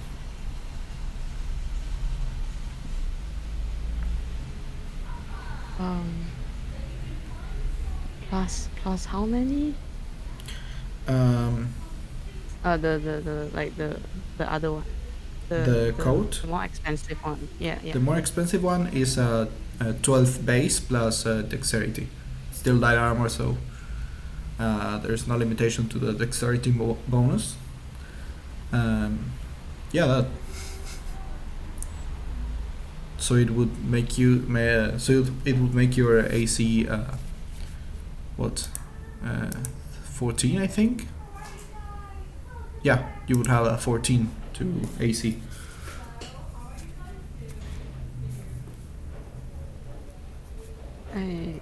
I think it's fine for now, actually. Which one? I'm just gonna, thank you. I'm not gonna buy anything.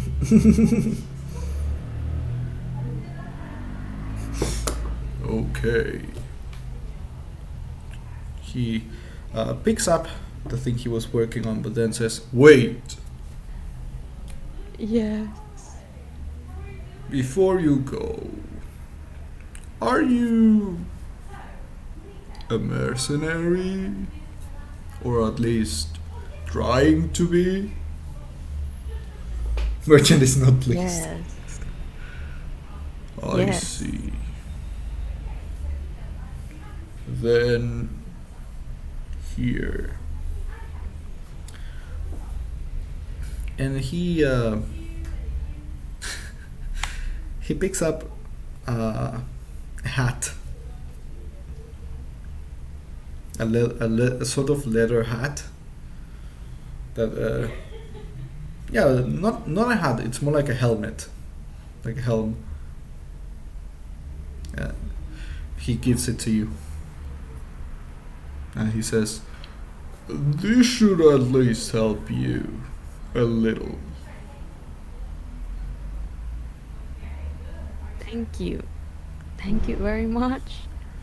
Be safe out there, and if you stay alive, come back and buy something. Okay, thank you again. Thank you. Good Bye-bye. luck. And I just waddle off. Waddle away. Okay, so we have been playing for almost 4 hours now. 3 hours and 45 minutes. So I think this could be a good place to cut it off. Which is Yes, too nice. Okay. Nice with Jesus. A very nice Ajizan. Alright. That should be all for today's session. Majima, I have to have lunch now, but later I will give you a little summary of what you missed so that you're not too far behind. and maybe I will give a little something to you and for Xilion, so that you have something new to do, something small to do, at least off screen. Anyhow, thank you all for coming today. I hope you had fun, and I hope next, something happened. Let's see what it was. Patrick St. James followed you. Oh, thank you for the follow, Patrick. And yeah, I hope next session we get something that will help stretch. Sure. Hopefully next session we get some new meme to bother someone who is a Majima. Thank you for this. Did you do the sit-up? Ah, god damn it. Aha. Fine. Just let me. Gaia's been waiting for that. Let me just adjust myself. Right, 5 sit-ups, right? Yep, you can do it. 1, 2, 3, 4, 5. Ow. Like, I was fine until the 5th, and then I heard my bones just. Oh my gosh. No, I'm good. Okay, careful. Oh, you okay?